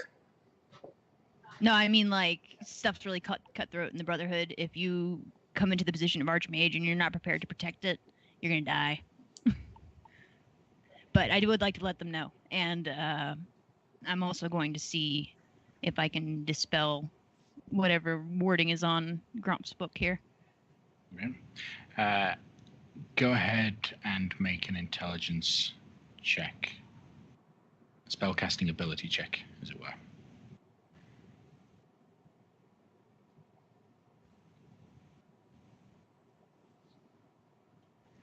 All right. You are able to dispel the glyph of warding that he had put onto the. I should have told itself. you. That had to go in a 5th level spell slot, anyways. Yeah. Oh, fair enough then. So, Loic, you're not cutting his face off? Well, yeah, I suppose I ought to. All right. Now that he's come to his senses, is not being affected by something else, resumes his grotesque work. Well, you can't have one without the other. You need to have a matching set. Yes. Oh. Try to back normal. So, do you guys head back to Waterdeep to lick your wounds, or do you travel straight to Luskan from here? It's kind of 34 miles. Like, Where's the map? You're not going to be able to reach. It'll take you another day, so you're going to have to camp out here anyway. do we want to go to Luskan and rest, or do we want to stay here and camp out in the fortress and rest? If we camp out here for about an hour or so, then I believe I can regain enough spell power to get us to Luskan. I think the less time we leave a power gap in that place, the better. Otherwise, some other drow will come in. Okay. I don't expect us to be fighting anyone or anything. Okay. I'll take a short rest. All right. So you pop up the tower for protection. Everyone climbs inside. Everyone gets into their respective bunk beds, and just relaxes. Gamel walks in as if nothing happened. It's fine. But after the hour, you recuperate. You feel that the arcane recovery. Loic, you are able to teleport everyone. Is that right? To Yep. Luskan. When you use the teleportation circle spell, you shoot off to the familiar teleportation point near the High Captain's buildings within Luskan itself. You see that the city is quiet. Luskan, being a more or less a pirate city, is usually quite lively at night. It's just as active at night as it is during the day. You're looking at about 8 or 9 o'clock at night at this point. The sun has clearly gone down. Most good businesses would have closed by now, and people would be doing their various lascivious activities. But it seems to have calmed down for some reason. It's not a dead town. You can still see people moving around, but no one's getting into trouble. No one's causing fights. No one's drinking and shouting out loud. And there appears to be a clear, clean path leading directly towards the arcane host tower of the arcane. Looks around and says, well, it's usually a bad sign if the city's as quiet as it is. I said I don't expect a fight. Perhaps I spoke too soon. So you're saying it's quiet? Too quiet? That's exactly what I'm saying. Okay. As you approach the host tower of the arcane, you see Isres and Yopesh stood at the entrance, leaning in the doorway, waiting for you to arrive. I might have killed the Archmage. Technically, I didn't do it. Loic, sorry, I can't remember the name you gave him. Kaska. Kaska, there we go. Kaska. Don't worry. We only expected one of you to return. And quite honestly, we were tired of Grumpf. He was losing it. Yes, and Straight he's up, been it- very boring lately, locked up in his cage, keeping to himself.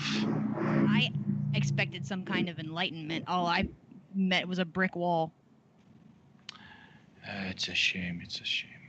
Right. It really is. But I'm sure you've come to do the right thing and return what belongs to the tower, that which has been stolen. Well, I had an idea, and that is Vault of Sages was recently stolen from. You were recently stolen from. I am willing to return it, but I would rather return it somewhere else, you know? I have been working on my own bolt that's outside of these planes. I believe that I could keep it safe, and then you could always come and call upon me in order to retrieve these items.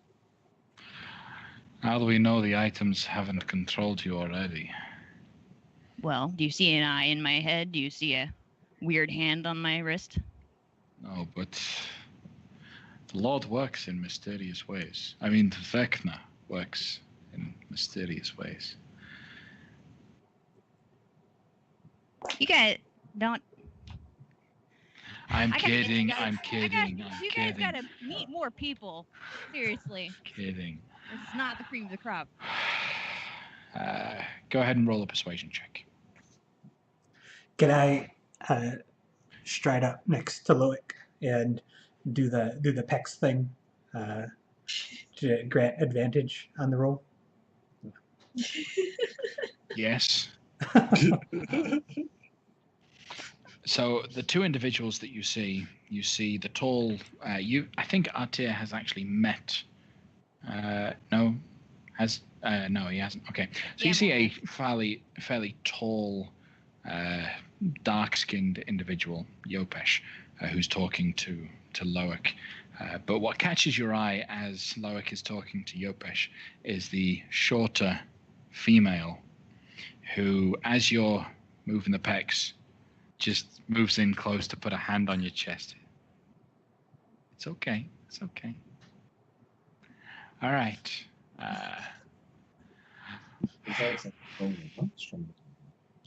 We can allow you to take these items and put them in your own personal storage.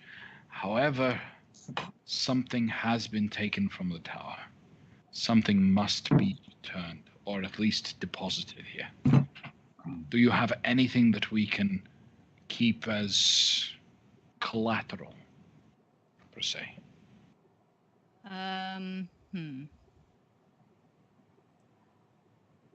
Telepathically, I'm going to ask my cohorts, how about giving them one of the items and then keeping the other one? See if they'll do that. Would you feel comfortable with that? Can I respond? Just no. Nod. Nod or shake your head. Can I say, or can I say, can I do one of these? And then say, Around the world.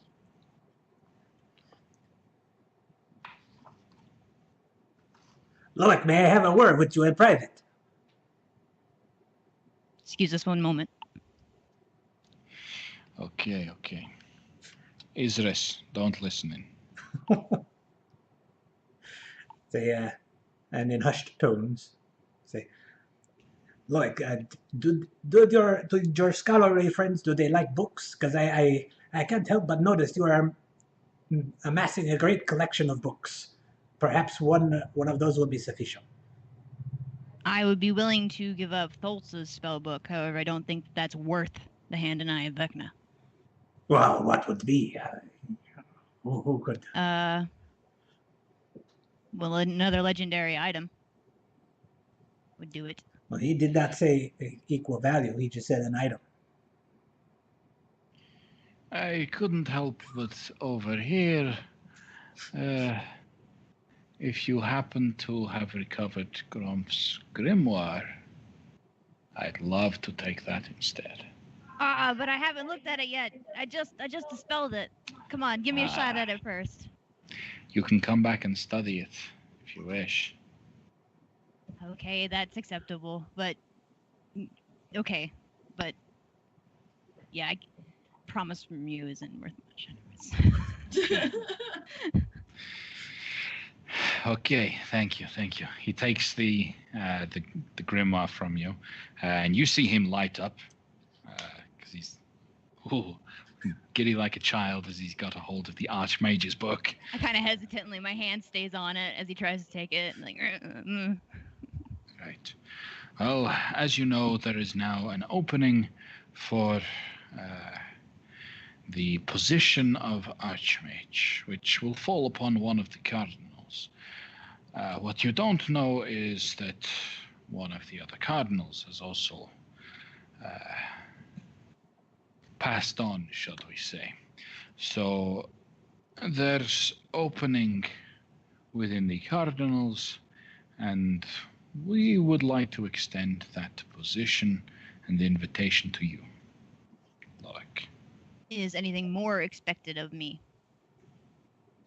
just keep your contributions to the tower coming. I think I can do that passively. All right, I'll accept. Send us some information here and there. We may ask you for something in the future. I, for one, am particularly interested in your personal project. We still have a trip to this, do we not? We? I thought that was the plan. I would get you to this. Oh, you're good at. Oh, I thought. Okay, I thought I offended you. No, I've been busy. Don't worry. Okay. I've had friends to deal with. Well, yeah, heck yeah. So, More than welcome to come. all right. Well, we will have a meeting at some point and bestow the actual robes and all of the regalia. You know, all the paperwork, red tape, all of that. We'll deal with that later. Come back in a couple days or whenever you're ready to head to this. I don't expect myself taking another trip for at least a week. After that, I cannot confirm. I might accidentally find myself on another plane. We'll see. Understandable. So, okay. Well, no worries. I found a summon devil dilemma bauble in this other guy's spell book that I'll be copying down. You'll make it easy, but if you're not there, we'll be able to manage. Fair enough. Fair enough. Well, keep me appraised of what's going on with you. Oh, hey, do I get Yes. like a whole tower now to myself? A whole corn? Okay. He looks Which direction? to Isres. Well, since the last attack on Luskan, when everything was destroyed and rebuilt, the Archmage made the decision that all of the towers would actually be built within the host tower. So, access to the Cardinal's level will grant you access to the demi-plane wherein your tower can be placed. Okay, that's good. Artir will notice the interest that he has gained from the mostly silent spellcaster and say, "Are you one of the ones who has your own towers in here?" Yes, yes. Would you like to see? I wouldn't mind giving you a personal tour of my abode. I've never seen a wizard's tower before. This sounds like an opportunity that one cannot pass up. Oh, you'll love it. You'll love it. You wouldn't mind, would you? And she gives a wink to Yopesh. Go ahead. Go ahead. Do any of you object to Artir being invited into the Isris and her tower? Can I do an insight check on what her intentions are with my friend? Go ahead and roll an insight check. Daddy Aaron, what are your intentions with my UNT? You're not sure what she intends? It's probably going to hurt. He'll love it. Isris, he's a very useful implement to me. Be gentle. Okay. Do you mind if I at least remove any memory of my tower from him after the fact? I don't think that's a problem. Hey, that's a problem for me. Please do not mess with my brain. I'm afraid I'm not going to be able to take you up to my tower if I can allow you to then take the memory of the tower beyond. But if I She cannot, doesn't have the accent. if I cannot take the memory with, and he does one of these, along the side of her face, then we must part ways. We are star-crossed lovers, it seems. Maybe next time. And she'll give you a nice smack on the behind. Treat him well, Loic. Right. And with that, kind of a happy ending to this encounter, we will end tonight's session. Thank you, everyone, for being with us as we effectively close out the current story arc of the Drow attacks and what's going on. There is more still to discover, as Loic still has his personal quest for immortality that for some reason will take him to Dis. Artir still has his homeland of Tethir, which he needs to visit and possibly rescue. Join us next time. Bye.